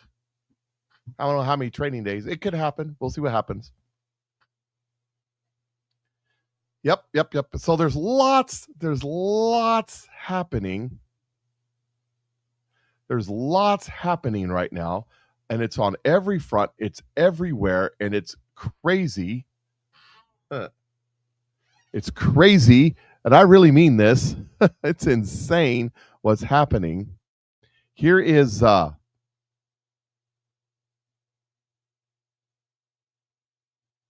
me see. I got to get the right one here.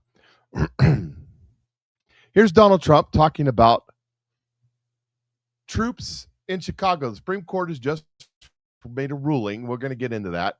What? The Insurrection Act, under what conditions or terms would you? Well, I'd do it if it was necessary. So far, it hasn't been necessary, but we have an Insurrection Act for a reason.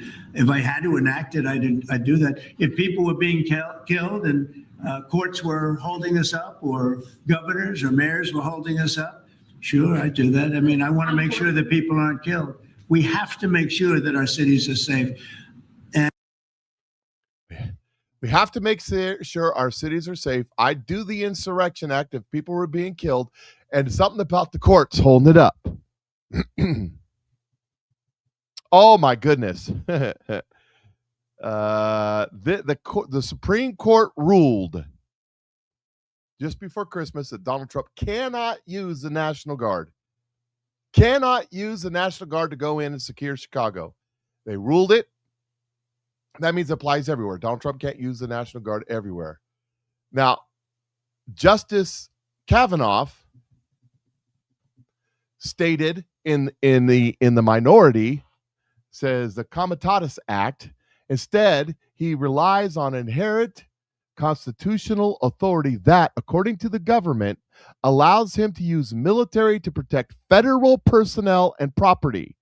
But the government also claims, consistent with the longstanding view of the executive branch, that performing such protective function does not constitute executing the laws with the meaning of the Posse Comitatus Act.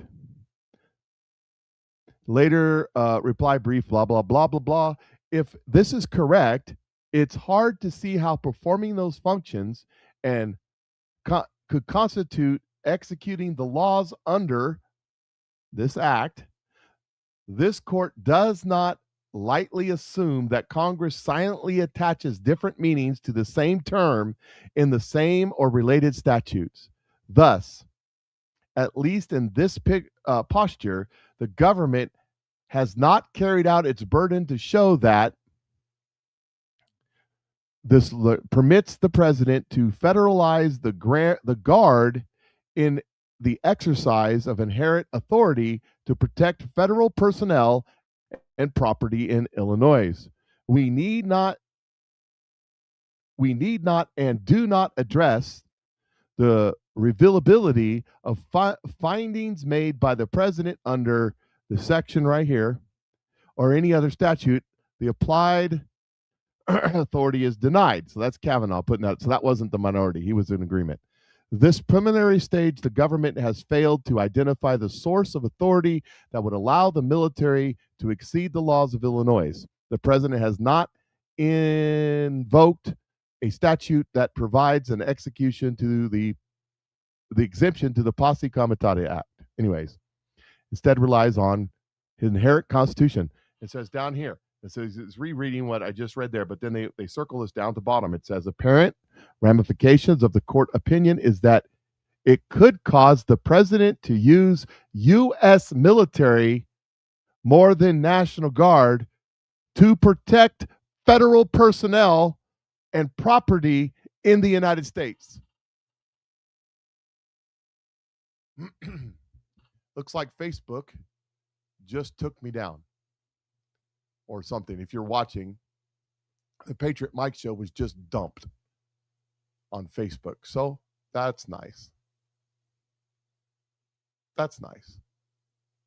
On my on the Patriot Mike Show channel. Oh well.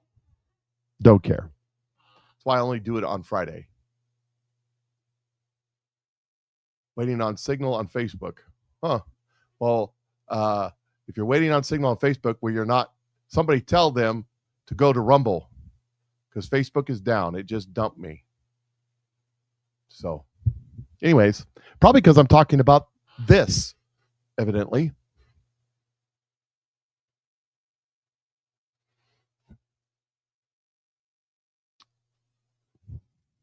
All right. There's more on this subject coming up with the military. Half the military joined up to get green cards. Did you ever serve in the military, sir? Tarred and feathered? I don't know if you're a sir. I don't know.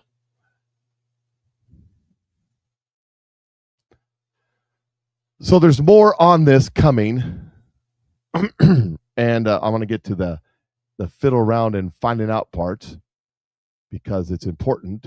Now, down there in Georgia, we found out some election fraud going on, and Rudy Giuliani says this about it.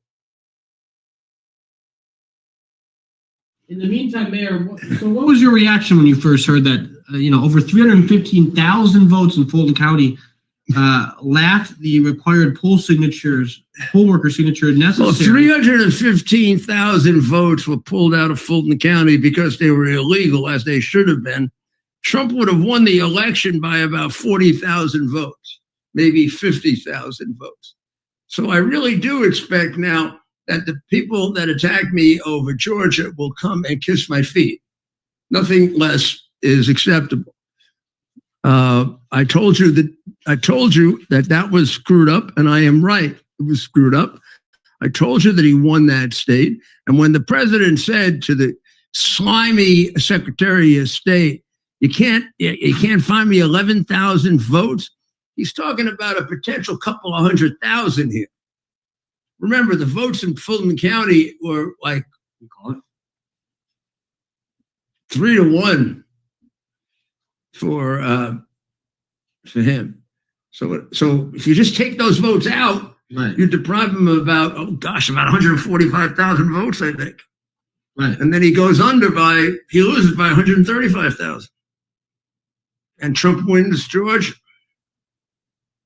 Now, you still have to win another state, but it isn't like there weren't the same problems elsewhere, which they very arrogantly dismiss as saying, even the Wall Street Journal and the Post arrogantly dismiss it as saying, the president deceitfully said that the election was rigged, wrongfully suggested that the election was rigged.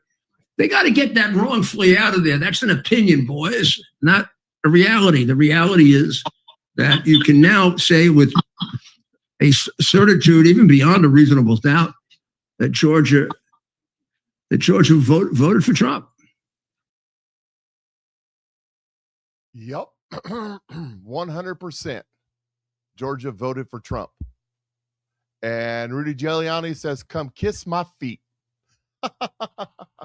You got to love it. You got to love it. It wasn't my Facebook. It wasn't the Patriot Mike Show Facebook. It was my personal Facebook page. But that's okay. That's okay. I think I got it up again. So they dumped me, but I put it back up. And it hasn't dumped me yet. We'll find out in a minute. I'm sure it was just a technical glitch, of course. That's all it could be, is a technical glitch. They would never do anything like that on purpose, right? Here's what's coming out. This is what's coming out of Georgia.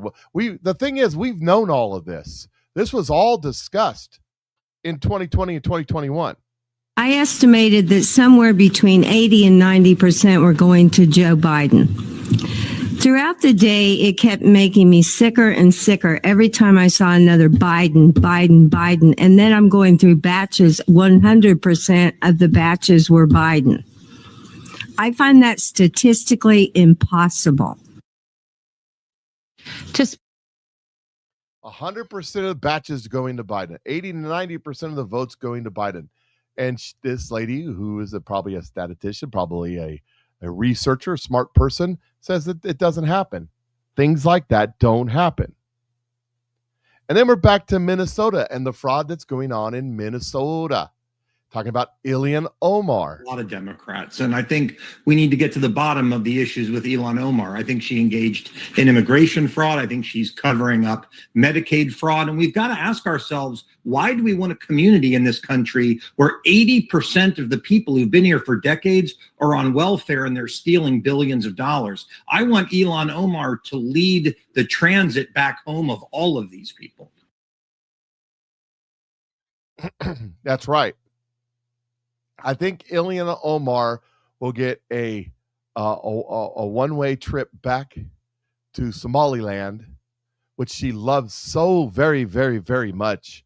Her heart has always been in Somalia and with the Somalia people and the Somalian government. I didn't know they had one, but okay. But okay, whatever works. Here's Tim Walz. Just upset with everything that's coming out. They need to ship him to China. Oh, I thought I hit play, but I didn't. So this is what happens when your own federal government wages war against you. This is what happens when they target communities for their own benefit. This is what happens when they scapegoat. And this is what happens when they no longer hide the idea of white supremacy. When you hear the Vice President of the United States talk about now white people won't have to apologize for being white. That's never happened once in my whole damn life. And I think everybody in this room knows what they're doing. So we're here today to say enough of this. We're here today to stand that Minnesota will protect their neighbors. Well, I'm not apologizing for being white, and you shouldn't apologize for your skin color either, because the only people that see skin color and concerned about skin color are a bunch of racist bastards. Like Tim Walz. That's what needs to happen. Somalian are modern day pirates. Absolutely. It's the only industry they have out there. Don't you remember the Tom Hanks movie? I'm the captain now. Remember that? Yeah. Here he is on Christmas Day, wishing everybody a Merry Christmas. Hey, everybody. Governor Walz here. Just finished a beautiful Christmas Eve morning long run in beautiful Minnesota. Almost 30 degrees, so just really great. But want to take a moment, wish you and your families a very Merry Christmas during this holiday season, to find some time away from the chaos and a reinforcement of what's really important: neighborliness, kindness, compassion, decency, and a welcoming attitude. So during this Christmas season, Merry Christmas to you, and from all Minnesotans, may you find some peace in the coming year. That's right, ladies and gentlemen. I hope Minnesotans find peace in the coming year, and maybe a piece of the $200 billion or however much it is, or finally ends up being, that they stole from you. How's it feel to be raped by your government, metaphorically speaking? Here's Scott Jennings on Nancy Pelosi and her upcoming retirement. She made them really angry, but at the end of the day, there was often grudging respect for some of the skills that she brought to the table. Oh, yeah. There were people who respected her legislative ability and, being a political boss. I mean, she was the boss of her Congress. Nancy D'Alessandro. And there is, for political operators, a lot of respect for that. I'll tell you this, I don't know how much we raised over the years off of sending out fundraising appeals based on Nancy Pelosi, but it was a metric butt ton. I'm telling you right now, putting Nancy Pelosi in fundraising mail or fundraising emails would always produce. And by the way, it's not often that someone can become a titan of both Washington and Wall Street. Republicans will remember her as one of the most successful and prolific day traders. She beat the S&P 500 by 559% in her stock portfolio. She's worth a lot of money. She did an amazing job. So what a blow for the financial houses today on Wall Street. I'm sure they're mourning. Just getting in an elbow, right? Yeah, really trying to get in some opposition research. That's a classic Scott Jennings, by the way. Like, I'm beginning to view what you just did there as like the Scott Jennings on TV. I want Trump to put her in charge of the Social Security Administration. We could all retire in 6 months if we let this lady manage our portfolios. Do you know what I think is, for me was, They're all like, oh, that's just Scott Jennings being Scott Jennings. No, that's Nancy Pelosi being Nancy Pelosi. And right now there's bills before Congress to try to ban it, and the Democrats have stood against it 100%. For all you people, this one's for you, that cannot understand, it goes over your head. You're too busy wrapped up in your conspiracy theories, and the Jews did it, to understand the H-1B visa and what Donald Trump's done with it. Maybe this will help. I doubt it, but maybe this will help.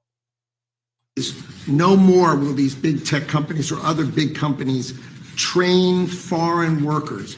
They have to pay the government $100,000, then they have to pay the employee. So it's just not economic. If you're going to train somebody, you're going to train one of the recent graduates from one of the great universities across our land. Train Americans, stop bringing in people to take our jobs. That's the policy here. $100,000 a year for H-1B visas, and all of the big companies are on board. We've spoken to them about the gold card. They love it. They love it. They really love it. They need it.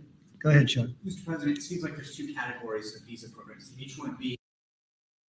So here's the thing. First, he made the gold card, which cost $1 million. And that is, if you got a high-end individual that wants to migrate to the United States, say you got a billionaire over in Great Britain, he's a white guy, maybe even a Jew, and they're treating him miserably, taxing the hell out of him and blaming him for everything, and he decides, screw Britain, I want to come to America. He could buy himself a visa for $1 million. That's a good thing. Bring his assets over here. Bring his business and entrepreneurial mind over here. That's a net gain.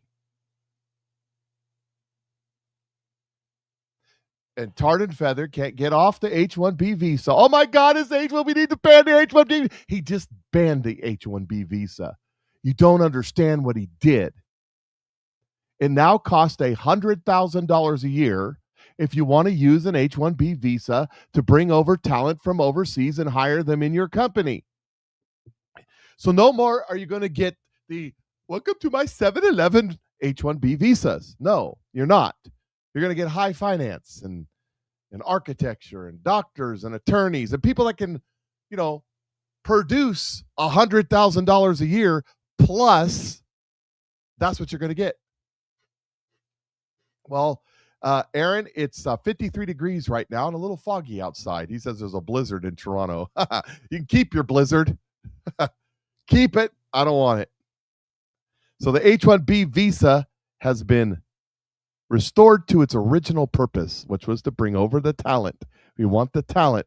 We don't want the scumbags like Somalians. We can send them all back. Speaking of, here's how the fraud works in Minnesota.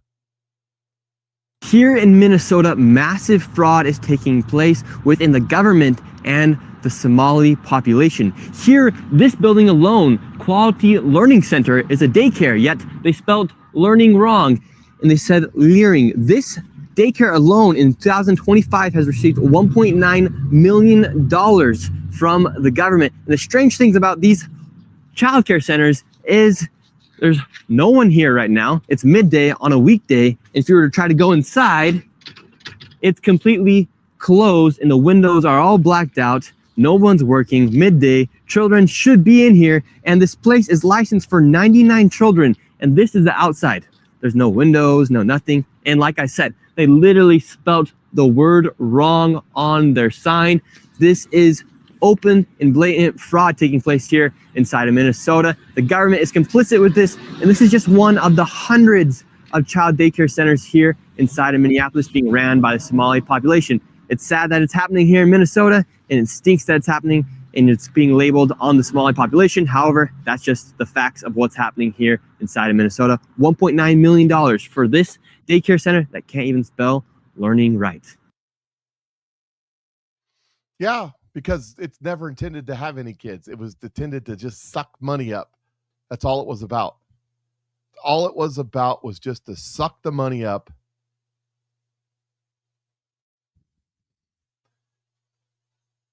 That's it. That's all it was for. And it's doing a good job. It's doing a good job. Donald Trump Jr. says this. He says, truth bomb. Trump was indicted for pressuring Georgia's Secretary of State, Brad Raffensperger, a traitor to this country, to investigate election integrity in his state. 5 years later, Georgia admit they illegally certified in one county, what about the rest of the counties, 315,000 ballots in the 2020 election, handing Biden a win by 11,779 votes. Donald Trump Jr. says this conspiracy theory took 5 years, not the usual 5 months or even 5 minutes, to be proven true. But alas, here we are. Yeah. This is not Abernathy.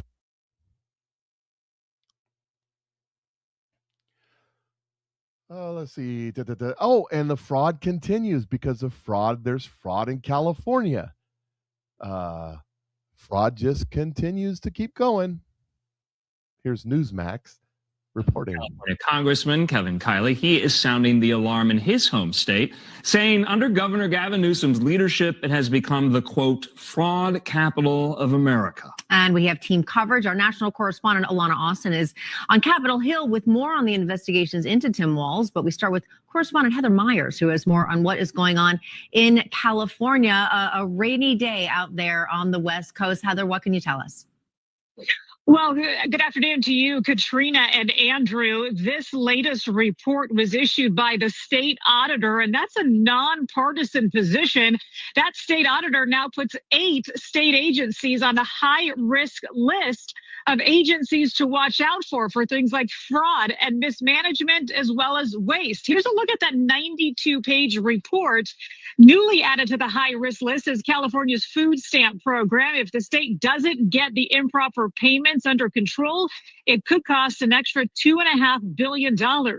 Also on there is the Department of Finance, which was tasked with giving out COVID relief funds. Critics say $32 billion of that was taken by fraudsters. Then there are infrastructure issues like California's deteriorating dams and also the high-speed train that's already cost taxpayers $18 billion without a single section of track complete.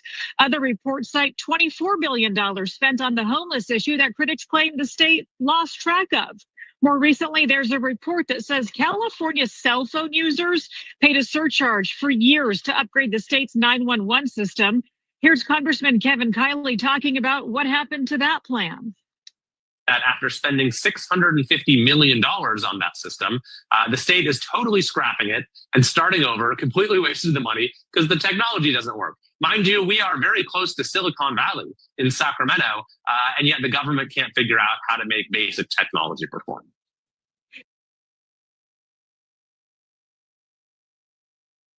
Yeah, so that's working out. How's it working out for y'all folks in California? Getting a little rain today? Yeah, gotta love it. You got to love it. Here's Zoltron. He's got a plan there in New York to take care of everybody, and I mean take care of them. Free.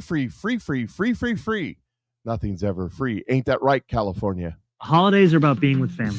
For some, it's a welcome break from work or school. Yet for many, the struggle to afford childcare continues all the same. Here's the reality for a family in New York. Affording childcare requires you to make more than $330,000 a year, and that's just for a single toddler. After rent, it's the biggest cost burden on working families with kids, and these are some of the only options they have. Option 1, a parent leaves their job.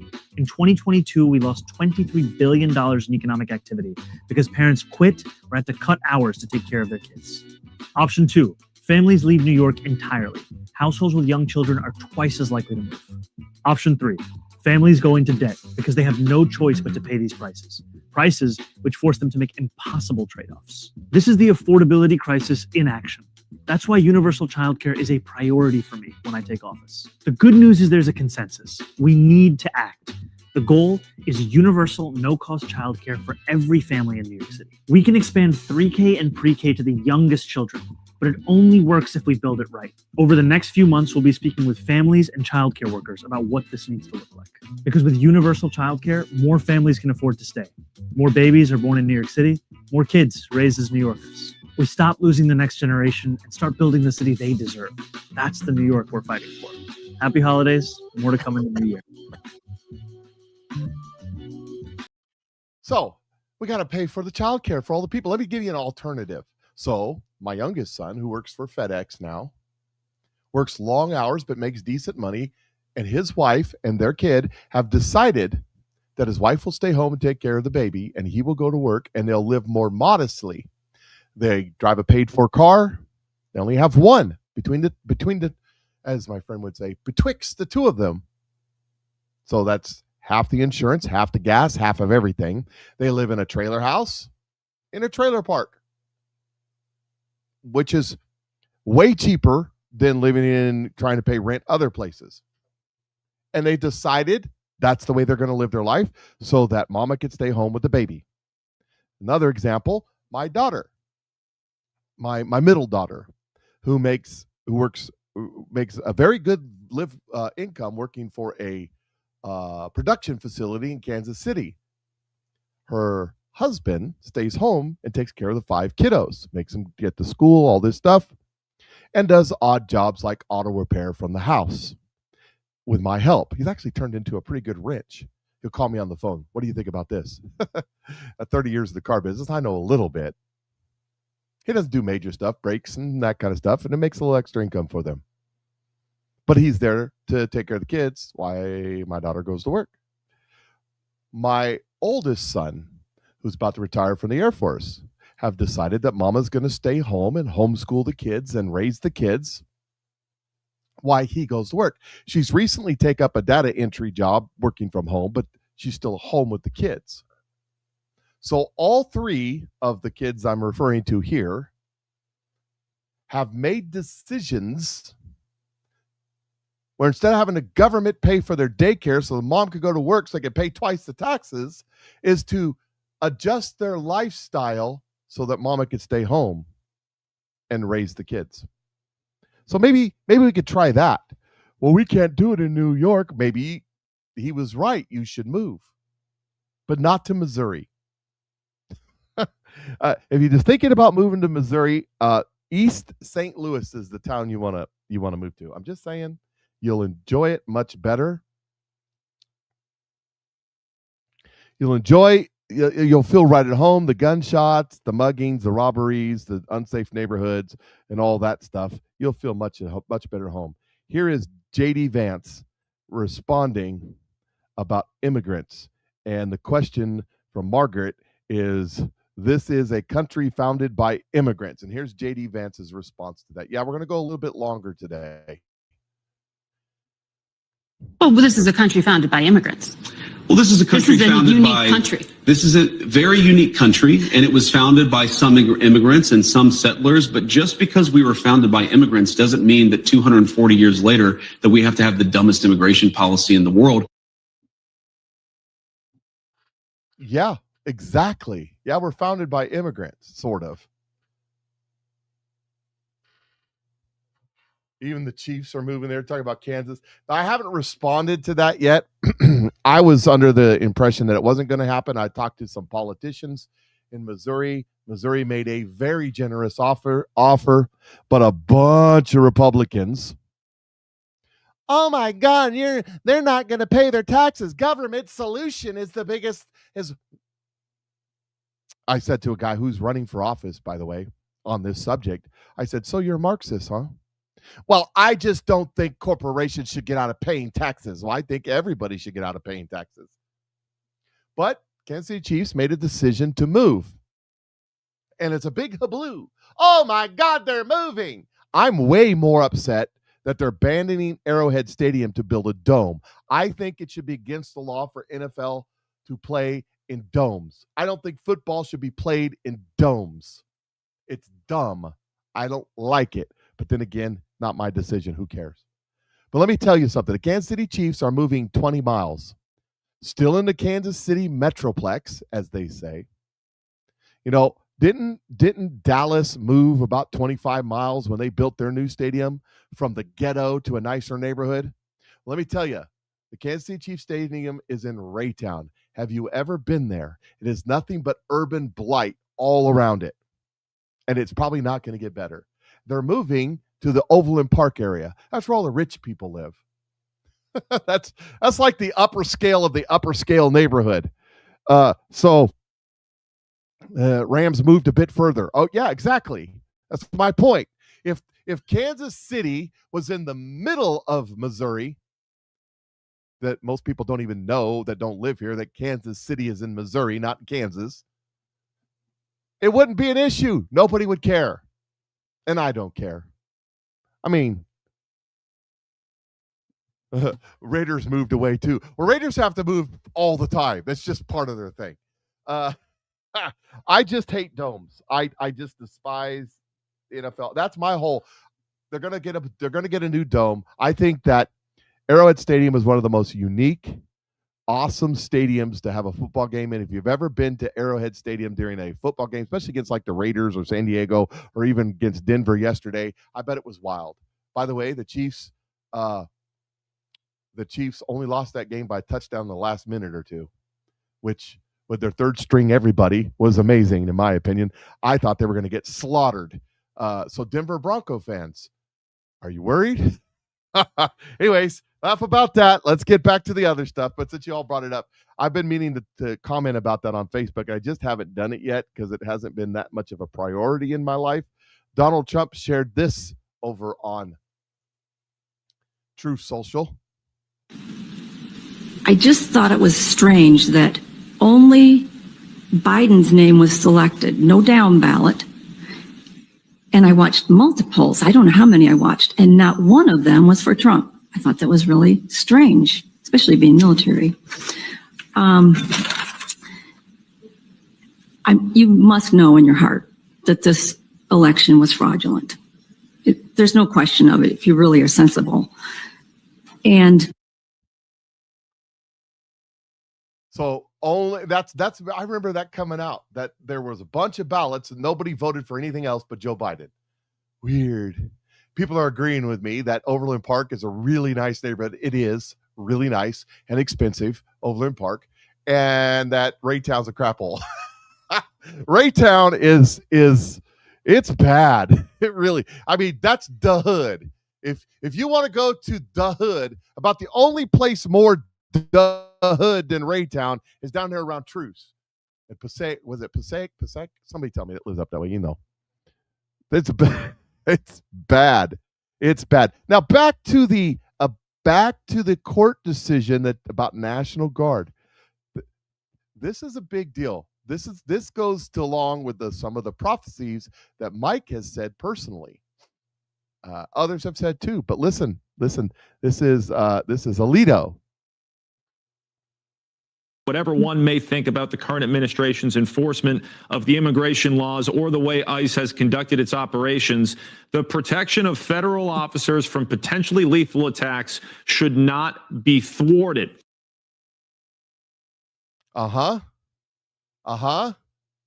Yeah. What else? I mean, let me tell you something. What the Supreme Court did is they ruled, and in their ruling, they don't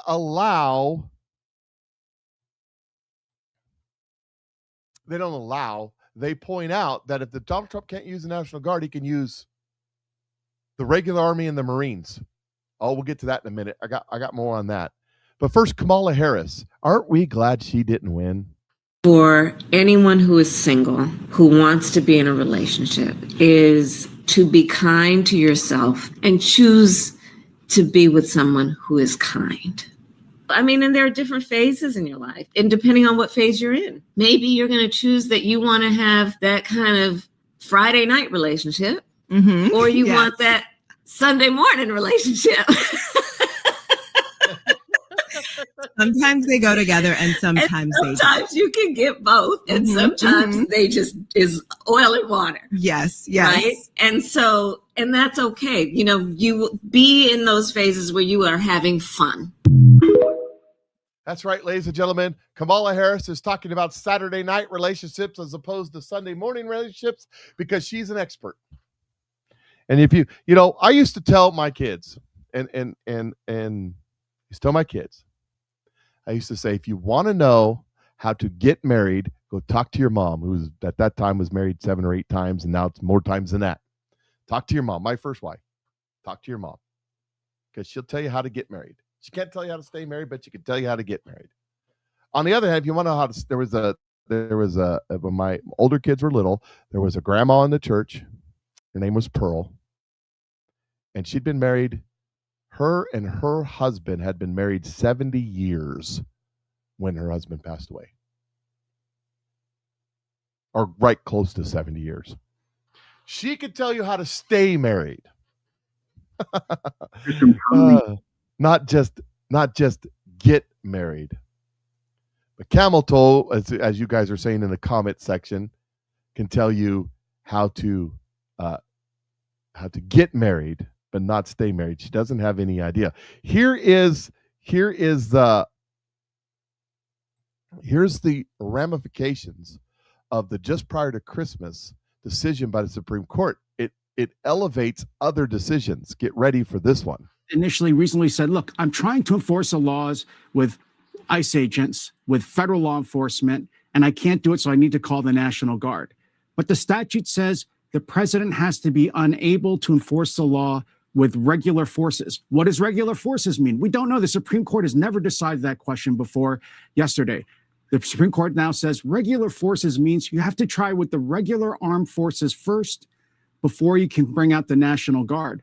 So the unintended consequence here might be that the president is going to have to call the 82nd Airborne or the Marines or the 101st Airborne Division, as, for example, President Eisenhower did after Brown versus Board of Education in the South to enforce desegregation.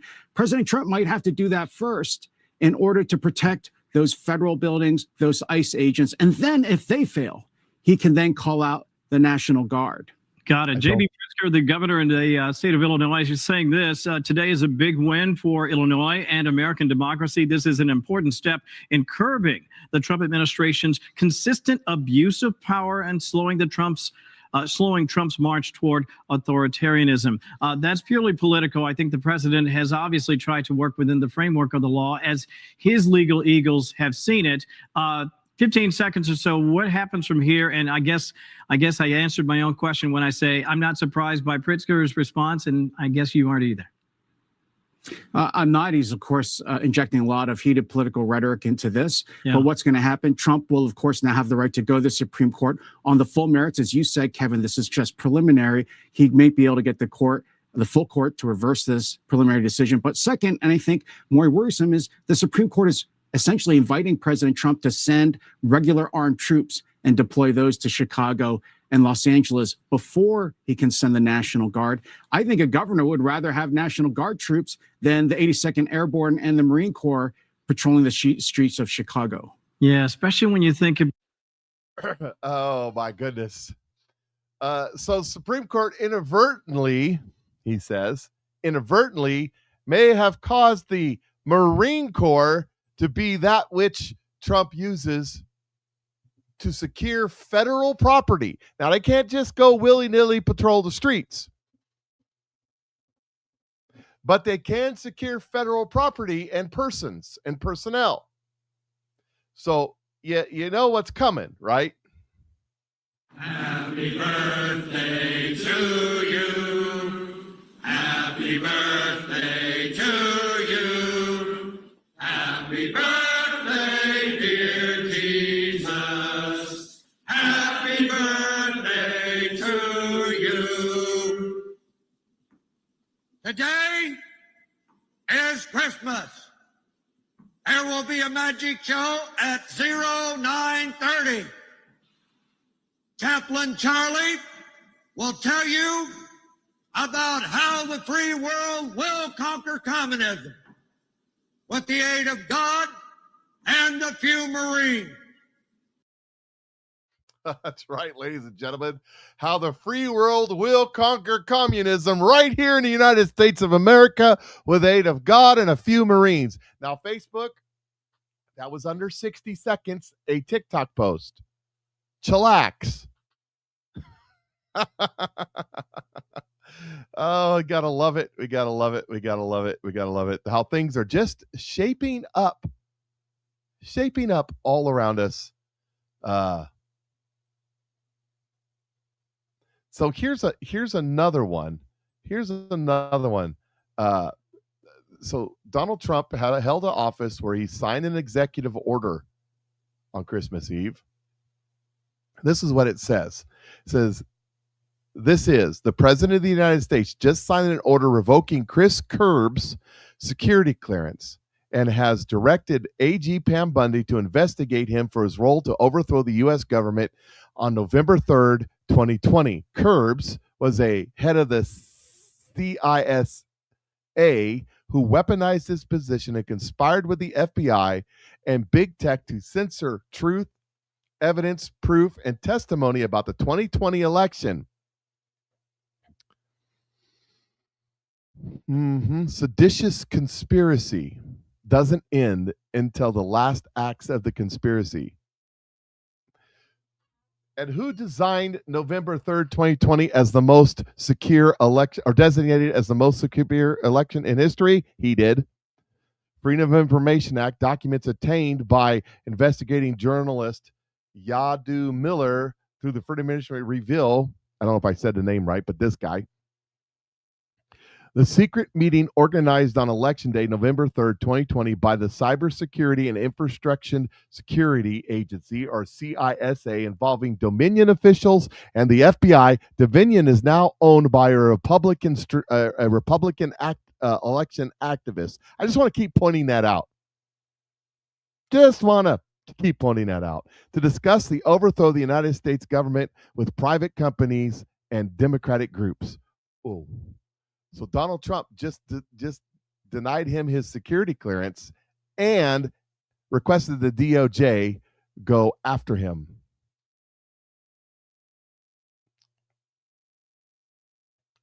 That's what is happening. And here's another post that Donald Trump shared on X. Heaven is huge. It never gets full. This is true. It's eternity. And a greater understanding of that, of infinite, needs to be understood by Christians. Ex-FBI agent says Bondi has a slam dunk conspiracy case against Obama's Fed for election meddling. Oh, yeah. Retired FBI agent who assembled major crime cases for years says Attorney General Pam Bondi has a slam dunk conspiracy case to prosecute former federal agents and for election meddling, for relentlessly pursuing Donald Trump for political purpose while protecting prominent Democrats like Hillary Rodham Clinton in the face of demanding evidence. Jonathan Gilliam, a retired FBI agent and Navy SEAL, told Just the News No Noise television show that Trump should name a justice czar to coordinate both prosecution and policy fixes after documents turned over to Congress by Bundy and FBI Director Kash Patel showed that the FBI agents were repeatedly thwarted from pursuing corruption allegations against Clinton and her family foundations. No reasonable prosecutor would prosecute. The agents were overruled when they told prosecutors there was no probable cause to raid Trump's home in Florida. It was the same cast of characters every time, Gillum said. We had a tremendous amount of evidence that they were trying to create evidence and falsify evidence to go after Trump. Now we see that they were trying to stop investigations and get rid of real evidence for the purpose of protecting Clintons. I think this really does lead to bigger charges such as conspiracy to overthrow an election. I would say potentially treason, if you could put that in there, but definitely sedition, he added. Gilliam suggested that Trump department treat the key players accused of weaponizing law enforcement and intelligence powers just like drug cartel or mafia family. And I think that's what's coming. These are a group of people that continue to come up in one case of building cases against Trump, falsifying information, but now it shows that the same people were conspiring to do a second overall crime, a second conspiracy to protect the political candidate they agreed with, he said. I mean, honestly, if this was a mafia case and we had this clear cut of example of a group of people committing 2 or more crimes for the furtherance of a political group or their enterprise, this would have been a slam dunk case for any U.S. attorney. So I think this is something that they should take a look at, Gilliam claimed. This is years of individuals working their way up, getting together, being pulled up and put together so they could conspire to let me read that again slower so you can get what he's saying. This is years of individuals working their way up the ladder in government and getting together or being pulled up the ladder in government and then put together so they can conspire to stop one individual from becoming president and push the other person forward, he added. Gilliam's comments came the same week that Assistant Attorney General Hermit Dillon told Just the News No Noise television show that she believes there's enough evidence to pursue a conspiracy case alleging that federal agents and state prosecutors conspired, Fannie, to infringe and James the civil liberties of Trump and his MAGA followers. So that's something Donald Trump shared on Truth, was that article right there. The Clintons aren't competent to stand trial. The Clintons may take, they may just have episodes and not be able to. They might not be able to be present because they're taking a dirt nap.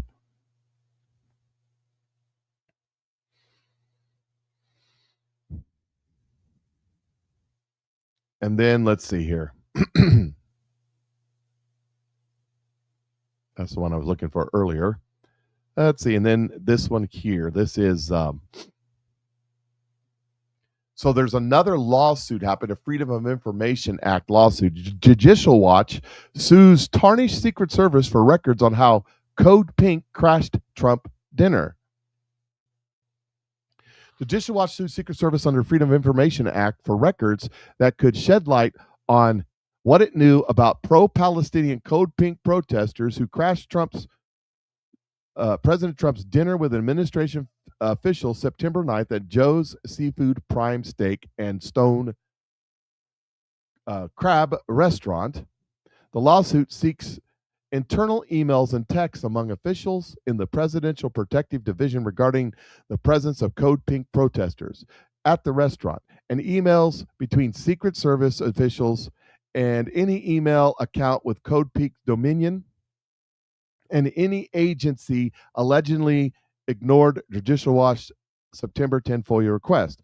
Both the Secret Service and the FBI have transmitted records when it comes to protecting President Donald Trump. Judicial Watch Tom Fenton said Judicial Watch noted its prior FOIA lawsuits for records related to alleged would-be Trump assassin Thomas Matthew Crooks, security for Trump's rallies where Crooks allegedly struck, and potential increased protective services for Trump's security detail before attempted assassination at the rally. So that's the end of the story. So he's asking how Code Pink got in there. Let me tell you something. When the president shows up anywhere, it is a pain in the hindquarters to get in. When I went to the Turning Point USA rally in Detroit with Charlie Do Not Talk podcast guy, when I went there, it was impossible to get in. It was bad. I mean, what beforehand with all I had press access and everything. We go anywhere we wanted to go beforehand. Afterhand, couldn't get in the building. Took 3 hours to get in the building. It was insane. It was insane. It was crazy. But these people could get in and protest Donald Trump at this restaurant? Nah, that's because they were let in. There was no other reason for them to be there, no other way for them to be there. They were let in. And that's what Tom Fenton wants to know about. That's what he wants to know about. So let me see here. What else do I have that I think we need to talk about before we go? There's a ton of stuff. People are talking about insurance. I got stories on insurance, but I think we're pretty much done. There's a whole lot more. Go check out my Telegram page. A whole lot more going on in California, in Minneapolis, in New York, and many other blue states. And we're going to find out. It's about to be revealed. We're in the season, I think, right at the beginning, where God, I think Mike said it earlier, God is taking his hands off the dam, and the dam's about to burst, and it's all going to come flooding out. And over the next several months, we're going to see massive increase in all of this stuff.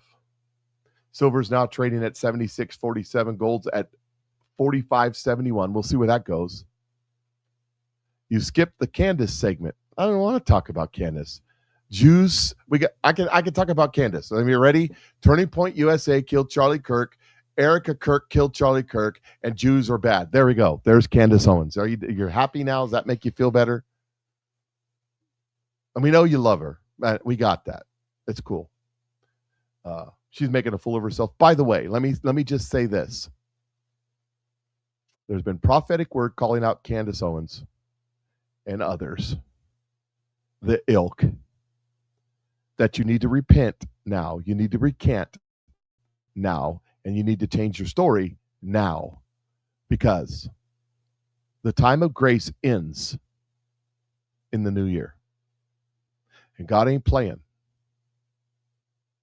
And he's going to take care of this situation. We are exiting the time of grace that God has given all the players in this to repent and make their life right before God. And we're crossing over to the second half. Pharaoh, the first 5 times, hardened his heart towards God's people. But the second 5 times, God hardened his heart, that God's will be done. And I'm saying to Candace and the others, you are leaving as the new year comes. You are leaving the era of grace and moving into the era of God's judgment and punishment, his joy, so to speak. And it may get really, really bad for you.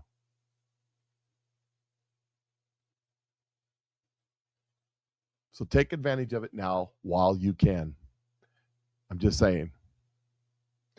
Mike says you'll be able to see the shift in January. I talked about it when Candace and Erica had the meeting. I said you're going to see a shift, not in what Candace says, but how people react to what Candace says. And by God, you're seeing it. Just go look at X or TikTok. It's all over the place. It's going to get extremely uncomfortable for people who are on the wrong side of God. And for those of us that are on the right side of God, who have stood our ground, who have said what God has told us to say in the season God has told us to say it, who have pointed out what's wrong, God says that there will be advancement for you. Now, what does that mean? I'm not a health and wealth prosperity preacher in any form, because I've read the Bible. I've seen what happened to the disciples. But God says that he's removing those that have stood in his way in politics, in Hollywood, in entertainment, and in religion, to make way for those that he's rising up for this season, who have stood in obscurity and proclaimed what God has told them to proclaim in regarding to all these issues, including the Jews. And you're about to see a massive shift in that. Major platforms will cease to exist. Other platforms leadership will be decimated. Major religious organizations will cease to exist. You need to watch, God,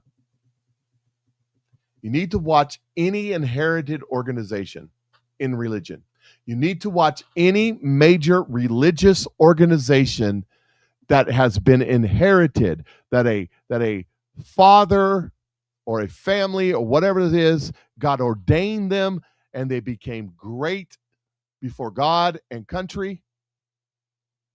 But they've gone on to be with the Lord, or they've gone on to retirement, or whatever the case is, and their kids have inherited the ministry. God says, do not.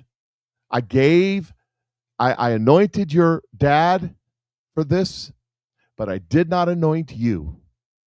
You're holding a seat that is not yours. And God's going to remove you like he removed Saul. How did Saul get removed? It's coming. That is coming. Very soon. Get ready. God's about to move. The season of grace is over. Now the season of punishment comes. I have more to say on this. I still haven't got it all together. I will do a show on that subject sometime soon when God gets it all straightened out in my head. But those days are coming, whether we like it or not. And I'm telling you, any organization, any religious organization or ministry where a child has taken over for a parent, watch those organizations. With that, I'm out. You guys have a great weekend. See you all Monday. And we'll finish off the year and get ready for the new year and what God's about to do. Patriot Mike is out.